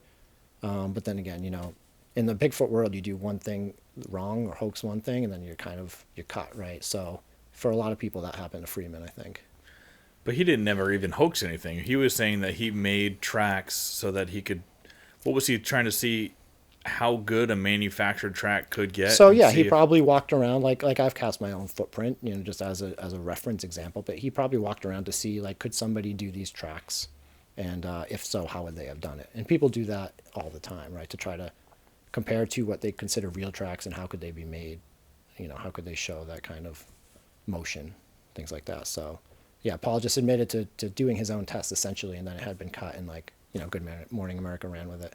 And that's the consensus anyway among people who don't know the whole story. But like Paul's son now, Michael Freeman, has come into the Bigfoot world to support his father, and like they just released this giant like coffee table book with all this sorts of information in it, which I haven't got my hands on yet, but I would love to. So that's another good one to go look, at least watch that evidence. I watched something, I think it was Tim Wells is the guy's name. It was a bow hunter, and I sent it to you recently, and I was like, what do you think of this? To me, that one just did scream fake to me. Especially just seeing the guy's face as he turns around and goes towards most of it. Yeah. You just look at his reaction. you could tell he's kind of, it seems like he's up to something. Right. And Bigfoot's hot right now. Like everybody wants to get a Bigfoot video So out there that's hot going to right go now. viral. Right, exactly. That's hot. But so everybody wants a part of the Bigfoot world, and unfortunately people are, some people are cynical and they want to try to get us, right? They want to get the Bigfooters and they want to fool everybody or whatever, which happens all the time. Yeah. But unfortunately everybody can post whatever they want to the internet nowadays, and then 99.9% of Bigfoot videos are fake or whatever, supposedly. Yeah, I know you said that too. You think 99% of the stuff out on social media is getting posted today is probably fake, but you've got these staples to go back and look at, and the ones that have been tried to be proven wrong for so many years. The Patterson-Gimlin film footage being one. You believe in the Mike Freeman footage. The Paul Freeman footage, Or yep, Paul, I do. Paul right, Freeman right. footage, yep. Michael is his son, and Yep. I do. And, there aren't too many more beyond that I would go out and say that I think are legitimate Sasquatch, even though they're probably there. There was one from back in the day called, Boy Films Bigfoot in Backyard, right? And he's, yelling at it. He goes, "Hey, Bigfoot," and walks down this hill, and it turns around and walks up the hill. But it's got, giant feet, and the bottoms of the feet are white, which is something you see and hear about often. Mm-hmm. But it's just like an, early 2000s, late 90s video, so it's terrible quality, right? I don't remember what it was, but sometime in this last week, as I was watching different documentaries and stuff, there was what's the footage of the Sasquatch leaning over a fence with his arms up? Do you know what I'm talking about? And the face is right there, and it's a picture. Is it very dark, like a very black face? Yeah, and it's to me it's holy, that looks so fake, but.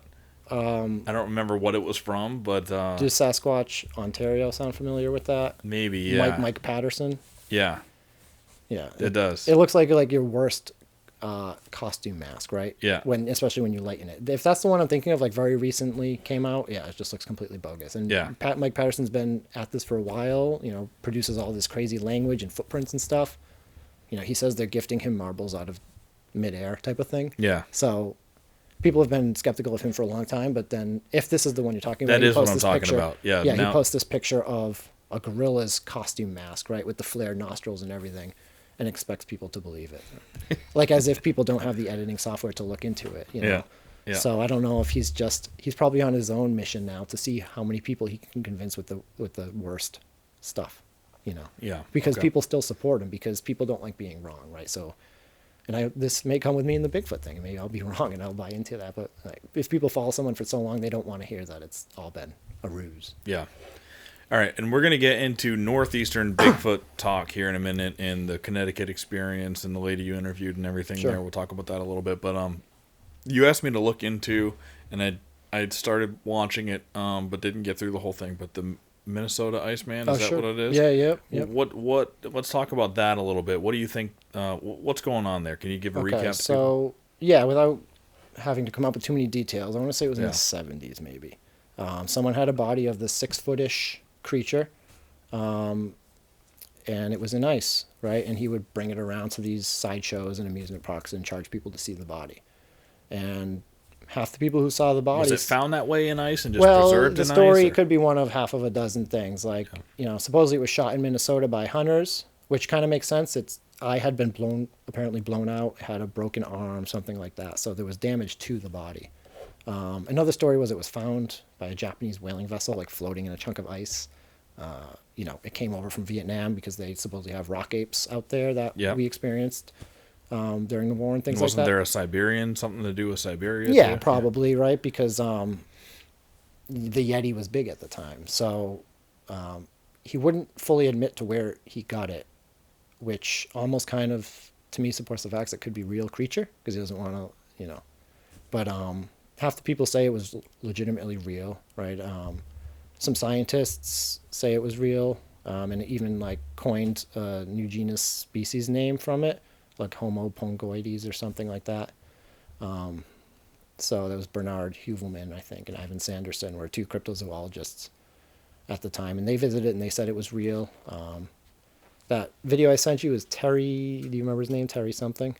He was a biology student.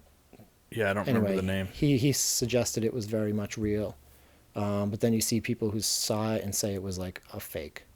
right? Because some people say the ice had cracked and you could smell the odor of this decaying body, and other people said it was very clearly a fake. So I think it was probably a real creature that was swapped out when either the authorities came in or when it was discovered that there's probably not a good idea to be showing off this super rare species if it happened to be a real creature.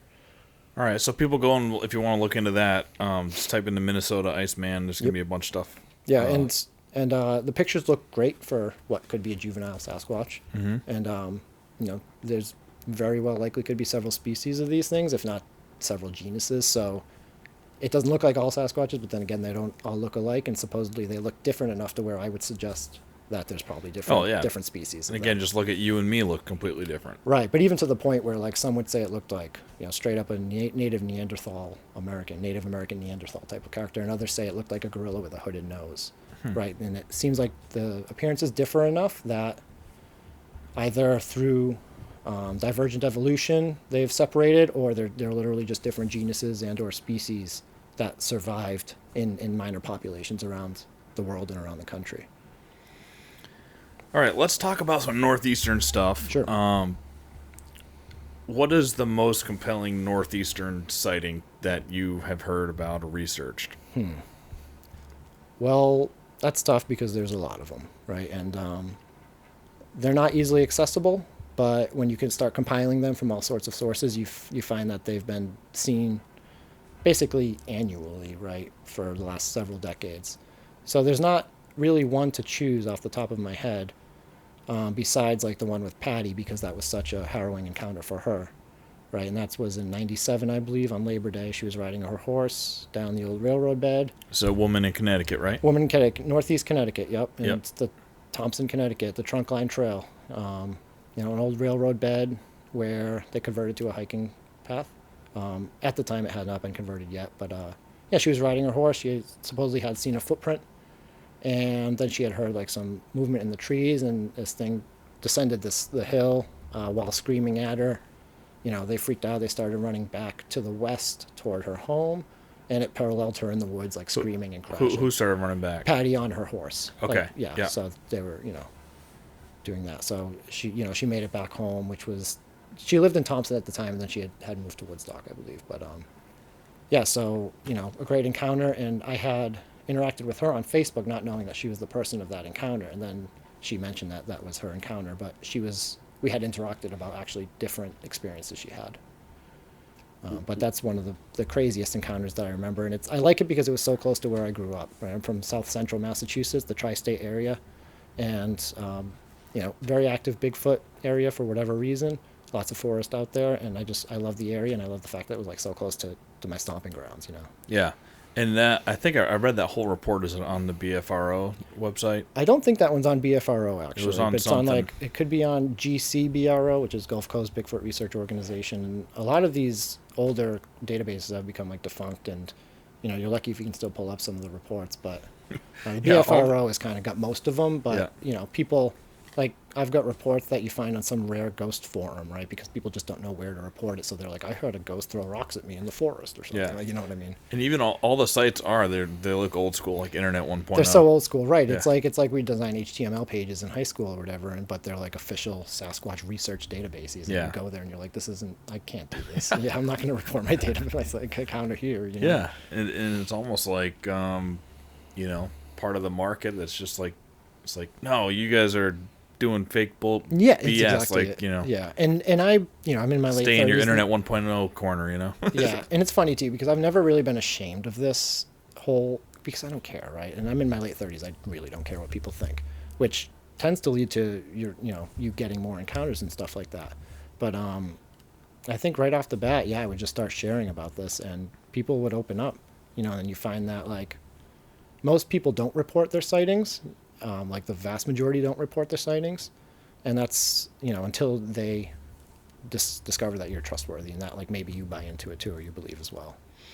Yeah, and that kind of goes back to most people don't report their UFO sightings either because they don't want to be looked at as like or thought of like that they're crazy because that's the stigma. And like Pacific Northwest, most of these small towns they consider Sasquatch a normal wild animal or being or whatever. Right, like Happy Camp, California, for instance. Like probably most people just assume that Sasquatch are real out there, But we're in New England, man. You don't want to tell too many people about some weird stuff because you get harassed a lot of the time. It's not the most inviting place or environment for something like this, right? Until you're in a group of guys and one of them will come to you later and tell you he saw something or had an experience. So it's tough because that's a reason we don't progress is because of the ridicule. You go home and you tell your wife the first thing person you tell is your wife, and she'll laugh at you some of the time. And so what are you going to do? I've convinced my wife by now that they're real, right? So so let's talk a little bit about the Bridgewater Triangle, and that's where there's probably a lot of your research is centered around that area, or no? Yeah, more or less. And like we discussed, the triangle is kind of like Lauren Coleman, who's a crypto zoologist, therefore. He owns the Portland Museum up in Maine, actually, the Crypto Museum in Maine. He dubbed it the Bridgewater Triangle because of these apparent points of supernatural, paranormal activity happening in the area. So that, everything from UFOs to ghosts to giant black dogs and big cats, puckwudgies, which is a classic, we're one of the few areas in the country that have supposedly puckwudgies. But which is crazy. For people who don't know what that is a little 1 to 2 foot creature that looks like a what do you call it? Like a gnome or something. Yeah, like a porcupine from behind. Potentially. These long hairs, but they're kind of hollowed out, and just they're supposedly devious creatures that'll either lead you down, lead you to walk off a cliff and die, or sometimes they. Right. Are seen to, they want to help you. But they're bad news, supposedly. Yeah, they're bad supposedly news. They also exist in the triangle. And I've spent a lot of time in like the Freetown. I've spent a lot of time in the Freetown Fall River State Forest, which is supposed to be where they hang out. And I've never experienced anything like that, puckwudgie wise. So, it's tough too because people, who knows? Was it a little Bigfoot, or are there, because there were hominins that were small in stature, right? Look at Lucy. She was Australopithecus afarensis, maybe. I mean, you get that wrong, but people talk about little people all over the country, actually. So whether they're associated or not, or they're not real at all, who knows? But there does seem to be an extremely high frequency of just unexplainable occurrences in that Bridgewater Triangle, and it centers around Freetown Forest, like you said, and the Hockomock Swamp from. Orbs. We mentioned orbs before because I've been doing a lot of research in the Bridgewater Triangle. We're going to get somebody on here in a couple weeks too, I think, who does a lot of. Have you ever seen Exploring with Phil on YouTube? I feel like I might have poked in once or twice because I do so much of this, like what's happening around my area. So maybe. Yeah, I think so. He's had some experiences, and he ended up seeing one of those black wolves or whatever that sometimes are seen. In the Hockomock Swamp. I think he's had a puckwudgie experience, but all these things anyway, they center around that area. And to me, it goes back to it was a huge Native American. They lived in that swamp. They used it as a refuge during the King Philip's War when they were fighting against the settlers. And pound for pound per capita, that war is the bloodiest war that had ever been fought on American soil. Right. I think it happened right here, and people wonder why Sasquatch don't want to interact with us. And it happened right in that swamp too, like that. All over, down. There were multiple battles all throughout southeastern Massachusetts and Rhode Island and stuff like that. Yep. So think about that. Just think about the energies. If you're believing in all the energies and things like that that go along with the bloodiest war ever to happen, you've got. Settlers, us, the Europeans that came over here and encroached on the Native Americans. Been living there for who knows how long. Everything was that was their land, so they're waging this war, and then majority of them are wiped out. 20% of the settler population, I think, was wiped out in this war, and all of that negative energy. Just think about that. That settled into that area, and then. They had the lore of the Native Americans who lived there and the Ponkapoags, and they still talk about it. The Puckwudgies and all this stuff. Like it comes from their lore that they'd been living there for thousands of years, right? So you have to give some kind of credence to that. You can't just say, all of these things that are in their history and in what's been passed down for generations. So you can't just say all of that's fake. Right. You kidding me? And specifically in the Pacific Northwest, but every native tribe had their own word for Sasquatch or whatever. Yep. Right. Like in it, Sasquatch is a anglicized version of like Sasquatch or some sort of like Indian term, but there's a bunch of them, and most of them just mean like the woodman or the man of the woods or something like that. But then you get all these weird little small town, what would you call it, like flaps or whatever of these sightings, and they call them something different, like Big Red Eye or, the New Jersey Devil, which, are there devils or is it Sasquatch? I don't know, but yeah. The Fouke Monster, for instance. So, people down south, they don't know Bigfoot. They call them boogers, right? Wood boogers. So, like, a lot of times you don't even know what to Google because you're like, how do I report a booger sighting or a skunk ape sighting? And, like, there isn't a skunk ape sighting database anywhere. You have to know that it's synonymous with Bigfoot, supposedly, right? We just classify them all as one thing, even though they don't all have big feet and they're on, the skunk apes tend to be smaller, things like that. So, supposedly we have different types in the Northeast where they're kind of more of like more human looking type of thing. So, who knows? There's a lot of theories out there, and you can only like decipher so much of it. What have you heard from in terms of sightings in that Bridgewater Triangle for Sasquatch? Well, I've got quite a few. I don't know if you poked around at the map of the database I sent you, but yeah, you can compile quite a few from over time, and whether those be comments on Facebook messages and things like that, which you can't buy into, but definitely like record them and consider them. But I think the region and I think the topography is what brings them here. I think for whatever reason, I think they like need to be by the coast if that's possible. If they're not inland Sasquatches, I think the coast offers the most resources and things like that. So I think that's what brings Sasquatches to the area, right? These little rivers and estuarine areas and things like that many times aren't accessible by humans just because they meander up through the woods. So I think that's a big reason as to why they're in the area. And we get less snow, so they seem to be here year round. I've got reports from all month of the year since like the 70s. So there are quite a few. And my theory now is that you could walk out your door, and if there's a little bit of woods somewhere, like you could run into one if it was at the right time of the day, because just of how kind of cunning and elusive they are, but they're very tactical in what they do. So I don't think they have any problem, like under the guise of night, the very early hours, going wherever they want, essentially. So yeah, I couldn't even bring up all the reports from the area because there are so many, but Hockomock Swamp, there are several, right? Joseph Dandretti, he had a great one in Clay Banks, which is just to the east of Hockomock.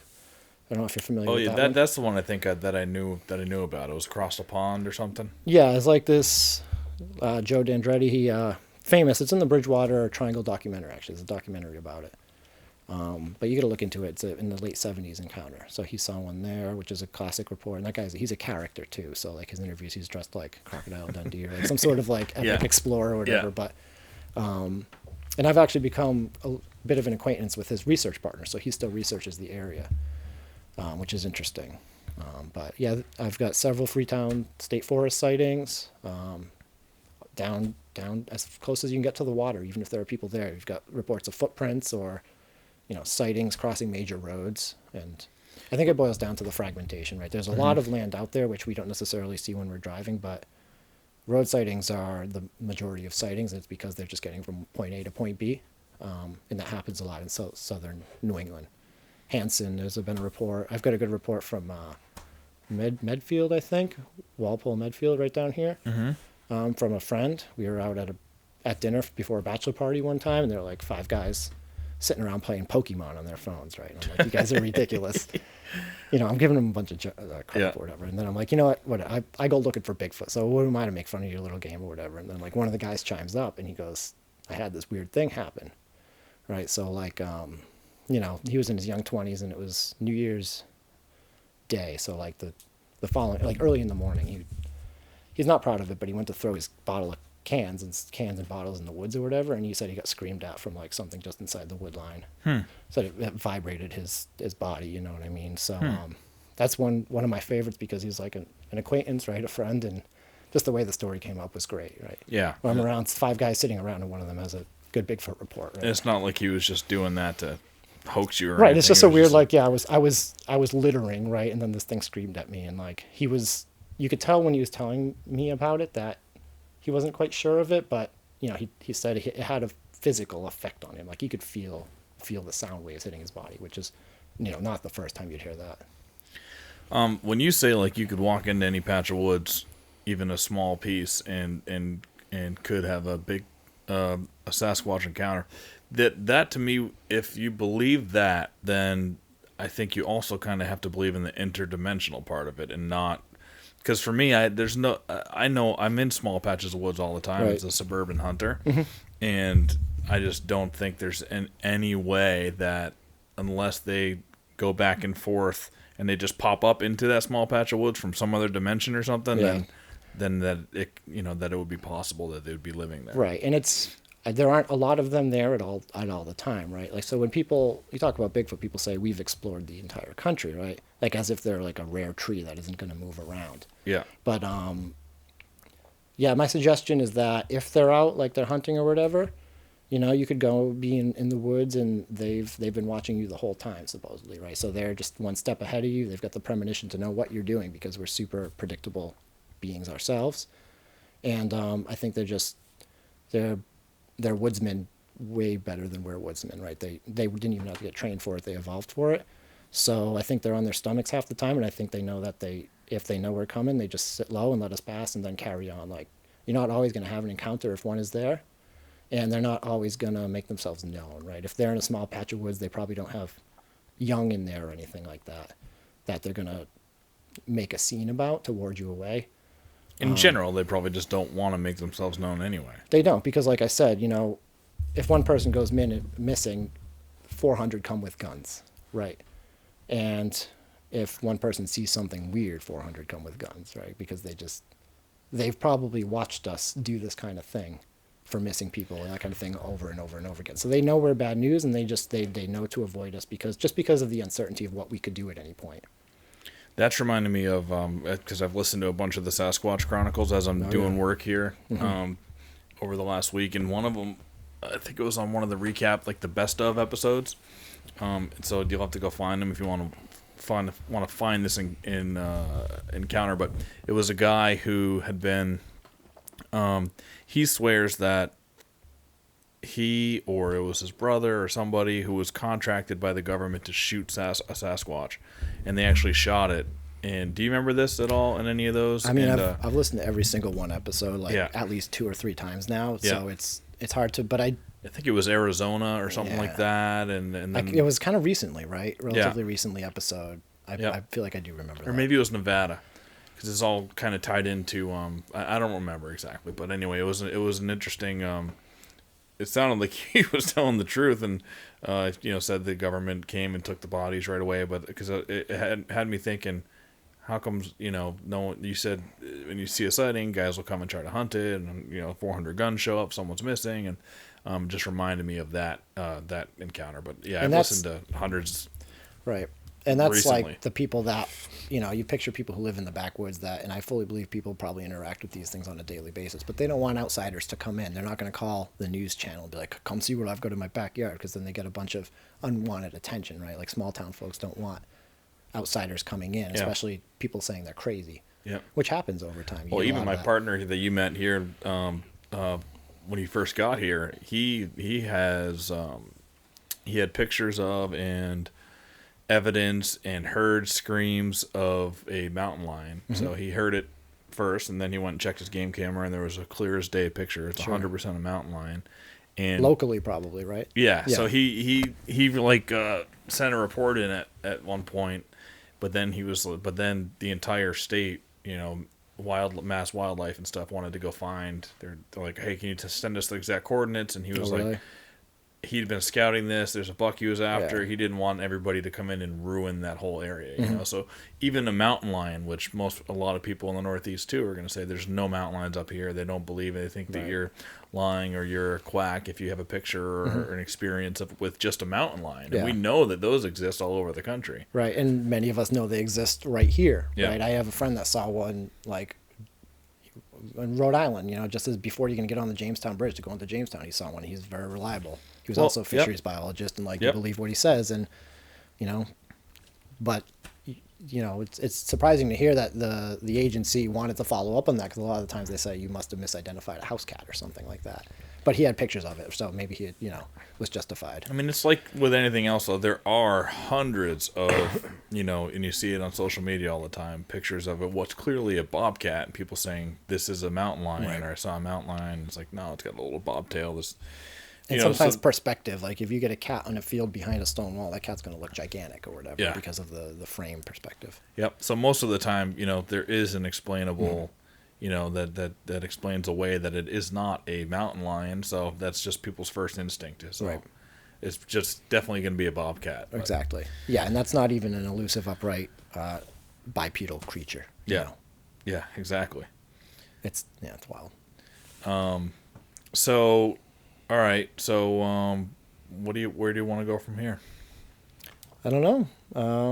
What do you think? I mean, I've been doing this for 10 or 12, 14 years. Like I said, time is going faster than it ever has been. So it's been a while now. And I've, been obsessed and been reading and doing whatever I can, because I'm scientifically kind of based in terms of my training and my interests. So I try to do the research to figure out how things can exist, or why are so many people seeing Bigfoot? Oh, it turns out they probably actually are. Yeah. It's the easiest answer, right? Because the reports are congruent too, right? You could get a road crossing report from the 80s.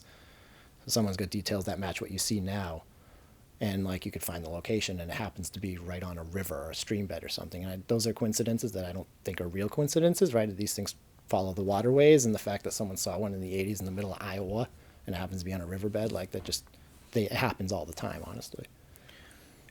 But you haven't seen one yet, right? Well, I haven't seen enough of one to know that's what it was, but I've seen something that kind of can't be explained by typical wildlife. So let's talk about that. Sure. So, being into this for a long time, it can be tough to find partners or friends. And like, you don't want to, I go out alone quite a bit now, but I'm not bushwhacking and things like that. So at the time, this was 2015, I had a mutual friend who would become my little hiking partner. Like getting exercise and going out together. And I would, I'd bother him with the Bigfoot thing, because he was a super skeptic, kind of a city kid who had been displaced to the southern Massachusetts area. So we would go over to the Freetown Forest quite a bit, and like some other little, trails and things like that. But this happened in Freetown. So we were hiking around or whatever, and, in his cynicism and his skepticism, I was like, you got to do a whoop or something. They do whoops. And he was like, he could do a really nice whoop. Like, he's a little Irish guy, just whoop. Yeah. And, I was like, that's great or whatever. And I'm like, we're just, back and forth hiking or whatever, like, not much to think about it. So, we had hiked down this trail, and then we returned to the truck, and we kind of had to drive up and around, like picture a counterclockwise kind of situation, back toward kind of where we had hiked to, but we had never made it all the way, if that makes sense. So we hiked down the trail and then went back to the truck and driving around. And coming down this other road, heading south, one of the biggest regrets of my life, I actually had my GoPro as a dash cam at the time, and I just never turned it on, because this kid was so like cynical about it that I was just like over it. I was like, we're going to get out of these woods. And so we were, chatting or whatever, and I looked up, and this big brownish hairy thing had crossed the road, and it was kind of over a hill. So the kind of road went up and then down just a little bit, but I could tell it was behind the hill and mostly, out of view because of the hill. It was behind the hill or whatever. And to me, it just looked like the back of like I picture like a hairy bison or something. And like, I've Googled it since, and like one of the pictures looks just like it. It was like a lightish red, light brown, kind of some darker shades, hairy thing that had moved into the forest, kind of on the other side of that hill. And there was a tree up there, and so I had passed behind the tree, protected by the tree and the hill. So I just caught like a small glimpse of it as it had kind of entered the restricted reservoir area of the forest. So, I found it interesting. He had done that nice whoop or whatever, and we saw this thing crossing the road on the way out, like, speculating obviously, but could it have come up to check out what the whoop was all about? And then who knows? Like, people say you don't whoop and do all these kinds of noises because you don't know what they're saying. But so I saw a very small glimpse of it, what I suspect would be like the back right shoulder back area, like as it passed behind a tree. Mm-hmm. But the depth perception tells me it wasn't on the hill, so it was very far behind the hill. And there's a sign there that says like road. Bigfoot crossing. Well, it says road not maintained Yeah. During the winter because no one lives back there, so they don't maintain the roads or whatever. And I was like, okay, so I can, in my recreation, I was like, so I can see that sign. So it had to be around the height of that sign. I was like, that sign's like 5'5" or whatever. Yep. But the sign is like 8 feet tall. Do You you walk up to the sign, you're like, well, that's a big sign, and I Yeah. can see the top of the sign. So Yep. it was just one of those fleeting glimpses of something that Yeah. was in the area. Gives that you I a little bit kinda- of something. Little something. There was a reason I was frequenting the area. I had spoken to someone who had seen one like a quarter mile from there. He was a kid, so I think it was the 90s. So some time ago, but there's a theory called the halibut effect where you could find big halibut fish, then they'll still be there today, barring any major changes to the ecosystem. And Yep. Cliff Bergman suggests that's probably the case with Sasquatch too, where the resources are there and barring any major, clear cutting and things like that, then Right. they'll probably return to the area because Yeah. for whatever reason, whether it be traditionally they've done it forever or just out of need. Which again, in this part of the, that you're talking about of the country, or even in Massachusetts, it's low ground. You can't build on it. So Right. Then we don't have mountains, right? People think Bigfoots and they think mountains, but people also think big dumb lumbering apes, and these are like the opposite. The forest ninjas, and they're really just designed to do that. People talk about spider crawls, and they could crawl around like a spider on their fingers and stuff like that, or they look like cats half the time. So they're just as comfortable down on their bellies and on all fours in like a prone military tactical situation, I think, than we can even comprehend. And in trees potentially too. I just think it's like if you're going to go after a really big buck too, you're going into the places that are that's probably the same place I'd think that you would find a Sasquatch, because Potentially, right? they're reclusive. It's where there's not going to be a lot of human activity. So you think those big swamps, you think Hockomock Swamp, that kind And driving here, I'm looking out, and there's just miles of tall, grown-in swamps and low-lying, green, forested wetlands and things like that. And people think that we've been everywhere, and we probably have been, but not all the time. Right? Even hunters have they go to their stands, and they're pretty predictable. Yeah, definitely. So the idea is that these things know when they're there way before we even get there, theoretically, and then they're just on us the whole time. They have to keep tabs on us. Do you have a dash cam on at all times now? I do now. I have a real dash cam. I don't have to turn it on anymore Yeah. because it just turns on with my car. Yeah. And it's great. But even then, I've done some low light tests, and it's terrible. If something crosses the road ahead of me at 100 yards, I'm not going to get anything. Yep. Because even with my LED bar on my truck, it's just washed out, right? It's very hard. And, that's why people say you need a body. Even the best footage, with the exception of National Geographic guys out there with their extreme cameras, right, that capture the stuff for documentaries, people are going to question any kind of footage. Do you think there ever will be a body found? Yeah, and like we talked, there probably have been, right? A lot of people have said they've shot them, and then the government comes in and swoops them up with their black trucks and their black helicopters and things like that. But I think like the UFO thing, right? Was that disclosure all a thing to be like, yeah, they're real, so now stop talking about it and we can move on? Who knows, right? Because they can't. If Sasquatch is real, they can't cover it up forever because there's so many people more than ever looking for it, and who maybe believe that it could be out there. That I think there'd be a lot of support for it if something were to come about, right? But who knows? The whole thing is you don't call the police if you find one. You call the news stations or whatever. But if you hit a Bigfoot or you see one in the woods or something and it happens to be dead, people say there's probably more of them around because we haven't not found bodies because they just leave them there, right? They must have a culture. So I was reading that maybe they bury, very well could be. if one dies, they bury the dead. They could eat the dead, right? If times are hard, there's no reason that they Would they eat the bones though? Well, I mean, bones are pretty easily disposed of in the forest, I think. But that's a good point. Maybe not. But they could bury them too. They could bury the bones. They could just leave the bones for the little scavengers and stuff like that. But you're right. Theoretically, there'd be femurs and stuff lying around. Right? Yeah, or skulls. You would think. Yeah. So people suspect they bury them under these mounds or under tree roots and things like that. But that is the big question: where are the bodies? And that would be supporting of the paranormal dimensional thing. Yeah, but, like, another dimension. but I mean, the more nefarious suggestion is that they're just covering it up and they come take the bodies to study them. Yeah. Who knows? It's all really compelling, though. It is. There's a lot to dive into, right? We can just scrape the surface, but each topic, like I said, there's almost never-ending information just in terms of how it could apply to Sasquatch. How do people get in touch with you? Because a lot of hunters will be watching this. If they see a footprint or they see something or they have any kind of evidence, and like if you want to go research it, how do people get in touch with you? Sure. So I started a Facebook page. It's called it's just called Rhode Island Sasquatch Encounters. So I was kind of hoping that to be a means of communication. Is that where you live now, Rhode Island? Yep, I'm in Rhode Island. Yep.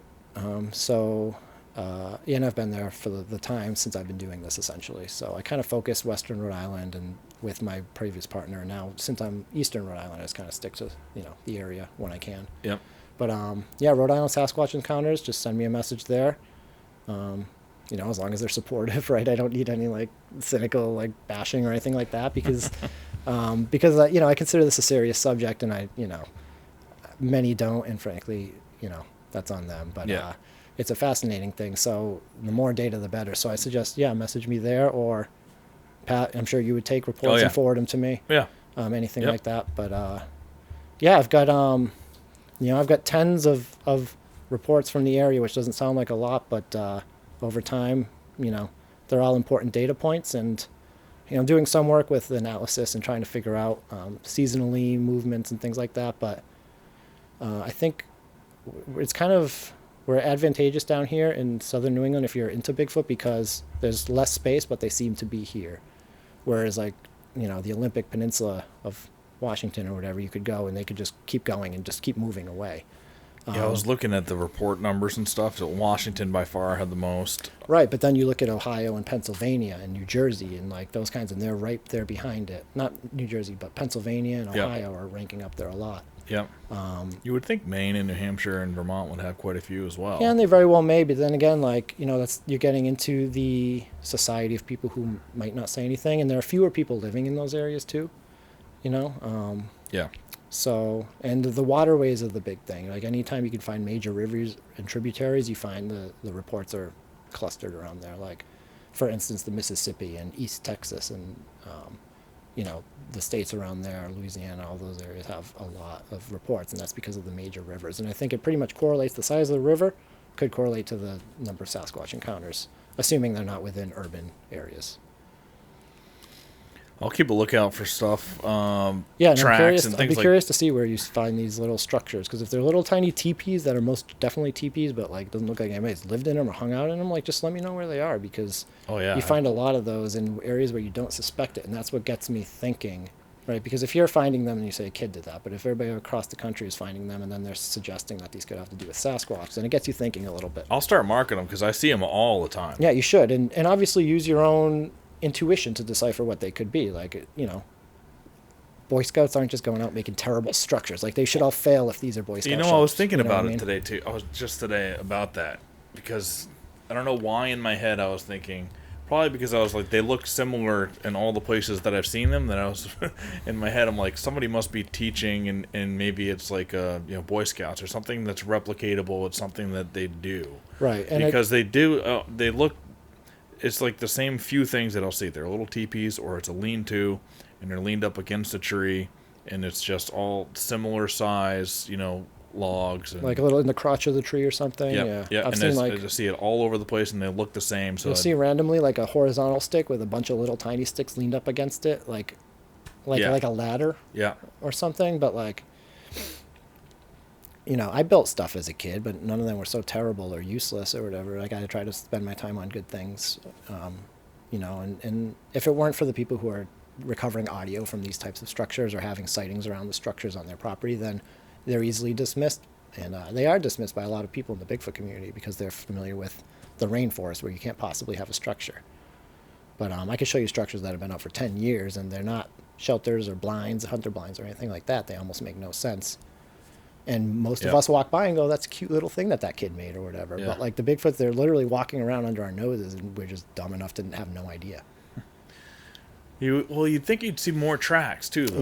Yeah, you would, but I mean, and again, it goes back to them just knowing where they're stepping at all points. What are they doing in the winter? Are they hibernating? Because you don't see. Yeah, it's tough. You know, they could be moving. Like I said, we get less snow down here, and like lately less than ever. So they could very well just lay low in the middle of these like cedar swamps or something like that, where there's just always water. There's a lot of evidence to suggest they walk in the water, which obviously can't be done if it's wet. Yeah. But in the winter, you know, they could walk down the rivers and stream beds and things like that. But you would think that there are more snow tracks. For instance, I showed you tracks that I believe are Sasquatch tracks that were in the snow. So I don't think they're shy about leaving tracks when they know that no one's around and they can get away with it. But I think if there's a chance of someone finding them, then they're very careful about what they step on.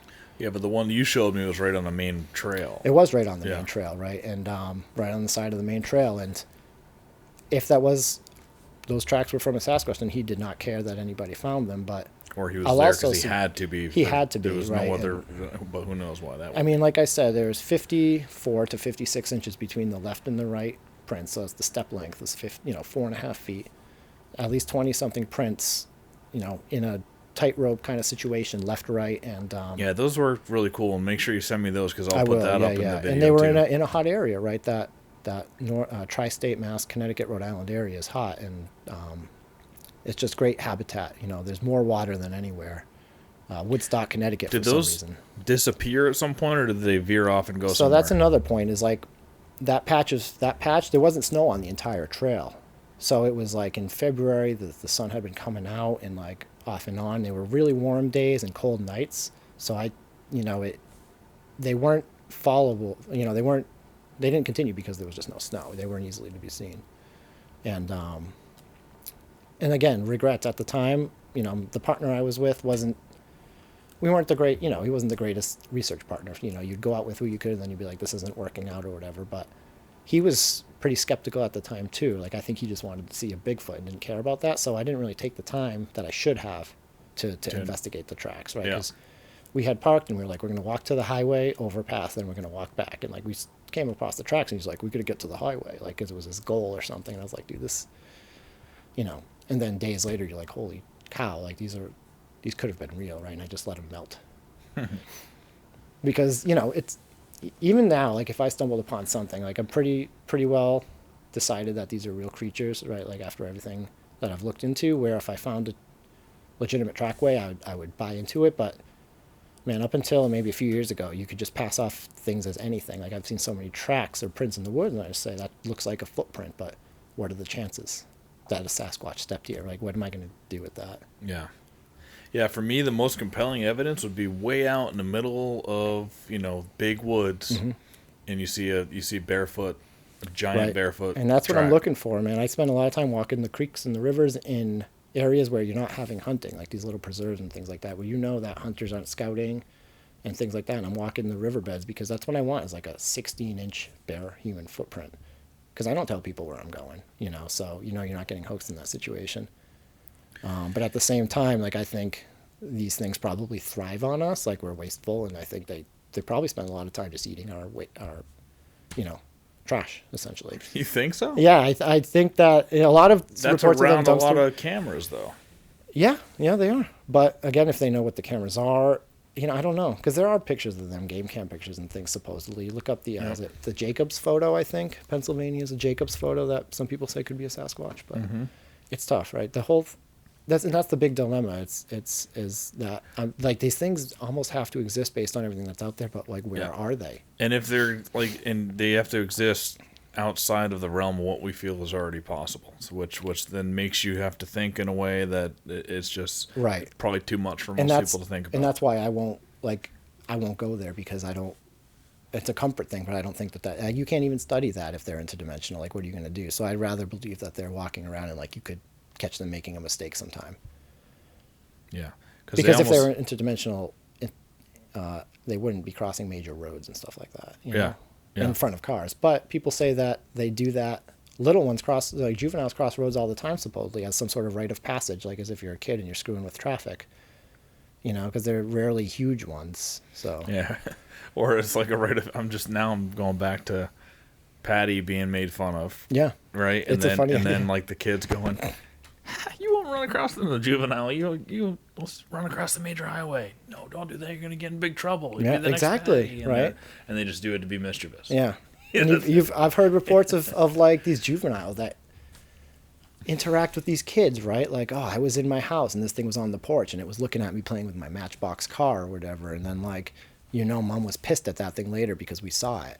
Because I think that supposedly the first rule is you can't get seen and you can't be photographed. There was another great encounter on the Sasquatch Chronicles that I'm remembering now too. It was a kid and somebody else was over at their house and he was like, "Hey, you want to go see the this is Chewbacca Man? Chewbacca Man, Yep. yeah. Just search Chewbacca Man Sasquatch Chronicles. Yeah, it's a good one. And then he was like, "Yeah, I'm going to see." Yeah, there's a few where like kids have these friends. So whoever it was that I feel like it was an older person that followed the kid and was like, "Yeah." Well, at the time he was a kid though. Yeah. At the time they were both kids. Yeah. Okay, they were both kids. Right. And he's like, "All right," so they go down this path and they do a long walk into the woods, but down kind of a major path, and then the kid starts making these sounds, right, to call the Chewbacca Man in. Yeah. And then the trees started shaking, and like Jurassic Park or something. and it was heavy footfalls, and the guy thought it was just going to be a horse because it sounded like a horse going, like he heard like this big nasal cavity and stuff, Right. And then all of a sudden, the Chewbacca Man. Yeah, it's pretty wild. Yeah. There's other reports like that. I can't remember his last name. Randy, I can't remember his last name, but he had interactions with a juvenile Sasquatch as a kid, supposedly. Yeah. Like very close interactions. Yeah, I love hearing the stories. Like if anybody's like this is intriguing you enough, like go listen to the Sasquatch Chronicles. Yeah, it's some of the best entertainment, and like anybody, like your people's beliefs and opinions will come into things, right? Like so, some of the Sasquatch Chronicles, they're going to get into UFOs. They're going to get into suggesting that these things are killers. They're going to get into really weird stuff, but that's good because I think we should just be absorbing everything and then let it weed itself out over time, Yeah. And again, I think it's all going to seem pretty weird stuff. You have to suspend disbelief a little bit to be able to even get into this world, right? Right. Just right. turn your brain off and because look at the animal kingdom. Like animals can do some really weird stuff. We've got electricity and water and bioluminescence and things like that. So, nature is capable of some pretty crazy things, and it's suggestive that these things have just acquired some of these abilities that just let them survive. And I think it's just what they do. They're just good at it. Yeah. You think they're some branch of human, some branch of our, split off way back in the day, between apes and humans? I do. I think there's some sort of missing link or something. Right, and the missing link is tough because that kind of suggests that you're going to have you get this Neanderthal and then you have us and there's a guy in the middle that looks like both of them, but that's not possible, right? You have change over time, evolution over time, and with the exception of major mutations, which are often debilitating, then you have gradual changes. So, I think we know of 20 or so hominins, right, since our split from chimpanzees and bonobos. There have been, 20 or something ancestors to us. And several of those cohabitated in certain parts of Russia and areas like that. And I think that one or several of those, or hybrids of those, we probably don't even know the species yet, probably came over the land bridge, right, with the natives and all that and all the other wildlife and then settled here, right, yeah, before it flooded again and is no longer. Yep. That's Beringia or whatever. But there were a lot of hominins around, within the last 100,000 years, and as recently as 30,000 years, I think we were living with other hominins in Russia, in Asia and things like that. So I don't think it's crazy to suggest that one or many of them came over and hybridized, or they just maintain their genetic differences. Yep. It's tough because who knows where hybridization can occur and where it has to stop in terms of interbreeding and things like that. So people say you get a lot of scary, deformed Sasquatch. That could be a result of that, or some of the ones with 3 toes, things like that. Because genetic difference is major with maintaining, a healthy population, and these things look different enough where they very well could be just different species interbreeding, or who knows, could just be one whole big melting pot, really. Yeah. Cool. It's crazy. But yeah, I've got lots of reports, and yeah, they're here. So anything weird happens, let us know. Yeah. As I'm scouting, I'm going to be looking. I mean, I would have definitely, if I would have seen a human-like footprint, barefoot while scouting in all these years, I would remember it. Right. You haven't though, right? Obviously. But I haven't. Yeah. But now that I'm thinking about it more, like you said, maybe the more you're thinking about it, and Mm-hmm. like with many things, I'm a believer that when you put your mind to something, really, the fact that you already see it happening and you see it clearly, then in the future you're more likely to get to that point. Like Yeah, I do that like with, manifestation. I do that with business all the time too. Like Yeah. I saw how I envisioned hunt stock was going to be in the first year, and then when it does happen, and then it ended up being that, but it was only because I had that grandiose vision at first. Well, you have to believe it's possible. Yeah. Right. Otherwise, you're not going to get anywhere. Yeah. Right? And I know a lot of well-read, quote unquote intellectuals, right, who will laugh at your face if you bring up Bigfoot. They've laughed at my face, and like, Well, and, people are and going I'm to just laugh like, at me too, but I'm well, that's the thing, and it's like, well, have you looked into it, right? If you consider yourself such an intellectual, like, look into it and then come back to me in a week or whatever. Spend a week on it, an hour a day or whatever, and then come tell me that all these BFRO reports are trash, and that all these vocalizations are made up, and that all these people are seeing the same thing, but they're all like, they've all got this crazy image in their head or something like that. I just want to. Life is more fun if you have an open mind. So Right. just have and an it's, open mind. And to it's stuff. terrible too, because I'm pretty skeptical. Like, I'm relatively closed-minded with a lot of things. To the point where, like, even with the paranormal stuff, I can't buy into it because I haven't experienced any of it, and it doesn't fit with the way I feel like it.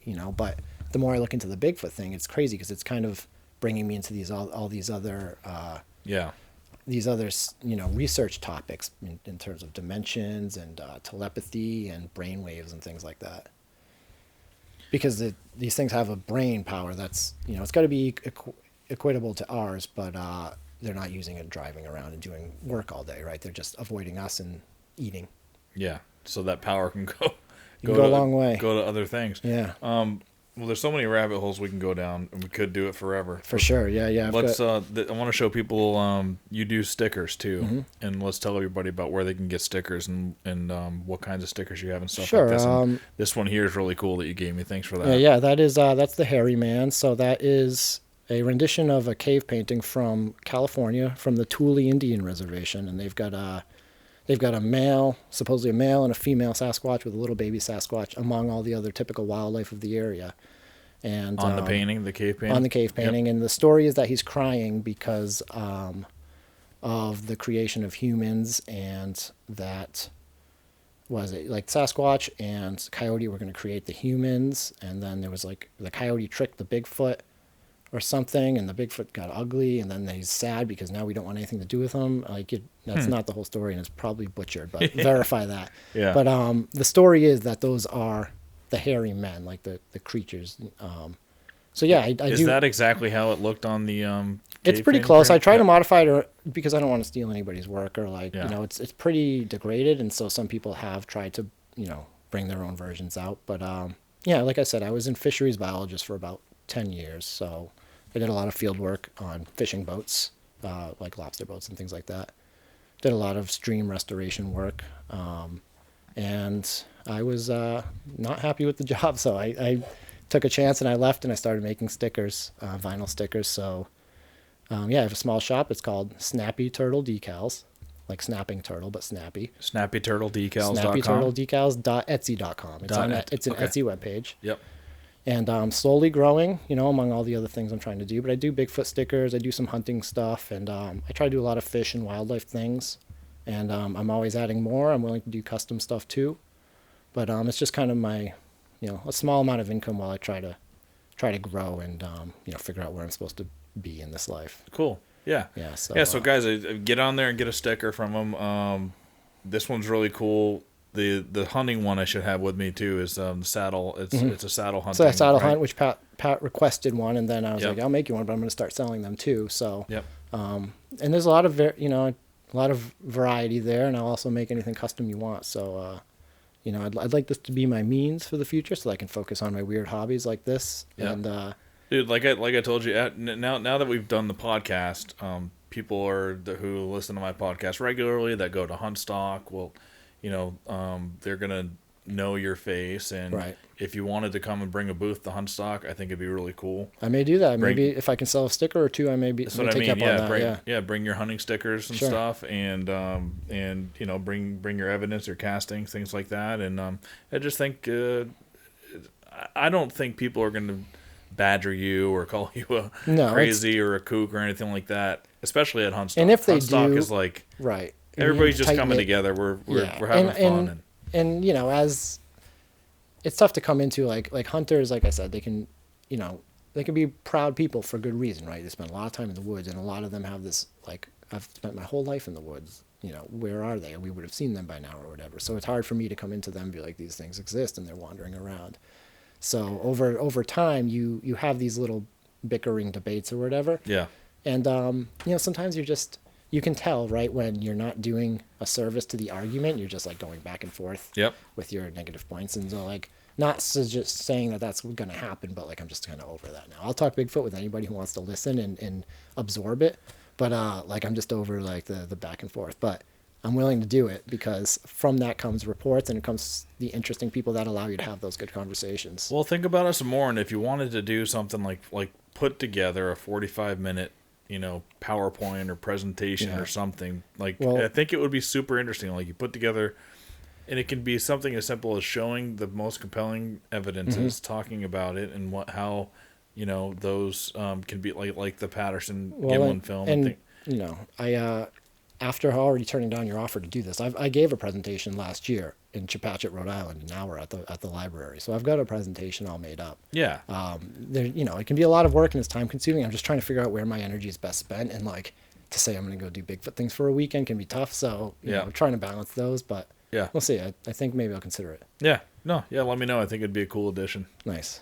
The more that are aware, the better. And like, the hunting community is a big community because you get a lot of hunters that have encounters, but a lot of them don't want to talk about it. So, if one or two reports pops up from it, then it's all good. Yeah, totally, man. Cool. Well, thanks again for coming in. Sure. Thanks for having me. We'll probably end up doing it again at some point. Yeah, and if you have any, new encounters or evidence and things like that, you want to come back on, let me know. Yeah, I mean, I've got even stuff that we thought we may talk about today. I've got rolling around the back of my head, so I'd love to regurgitate some more or whatever. And I appreciate the microphone. Yeah, absolutely, man. Cool. Thanks again. Thanks. Down in Bridgewater. Oh, okay. Specifically, but so an acquaintance, an old coworker's sister lives out in Middleborough. She sent him pictures of like footprints in the backyard. So I got a text like, someone's fucking around in my sister's place. But I was intrigued right away. Just based on the photos, like they were super wide. You said this could be human, but and it is small enough maybe, but it is very wide. Yeah, and I did quite a bit of research looking at like basically data across the world with like foot length to width ratios and things like that. These are at like the extreme end. Yeah. I've actually got. So I made this.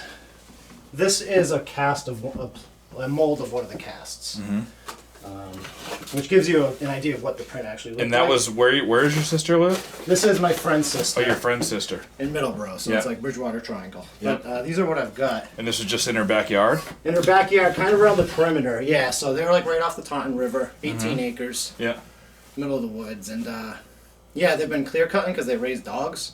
So they're clear cutting and they're going to put up like paddocks and things, something like that, like kennels.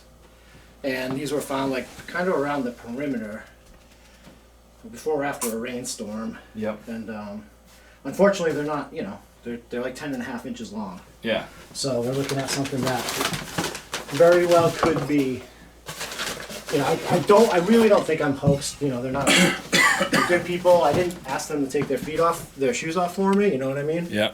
But the width in this bulge, this outer bulge on like the lateral side of the foot is what really was intriguing to me.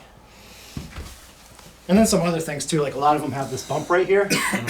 It's you can see it right there actually, and this came from this right here. Yep. You can kind of feel it, Yep. and that's lines up with like a callus. Yep. Like a metatarsal callus. Yep. Weird stuff like this. Yeah, this one's you got some good side profile. It looks like you know, I don't know. I'm not gonna say claws or nails or something, but It does kind so of, wrapped yeah. over toe here. And this is weird too, because this one kind of looks like the foot flexed laterally a bit, you know. So I, That's I like hate very to. sharp. Yeah, that's sharp too. And this, you can. I've got photos of all these, but this stepped right on a stick, and like that heel protrusion is pretty interesting to me too. But again, you know, they're pretty well within human size, so. Yeah, but super wide. They're super wide. My father-in-law has really wide feet. It'd be interesting to see. I would, and that's what I'm asking. Like I made this because I can then make copies. Yep. So I've been giving them to people, and this one's probably a bit deceiving because it's kind of the way it stepped and must have slid just a little bit, like to the side. What time of year were the prints This was made? September. Yeah. September 8th. How long do you think they were on the ground before you got the cast? They were in there like 3 days. So I think I got the text on Monday, and I got out there Wednesday.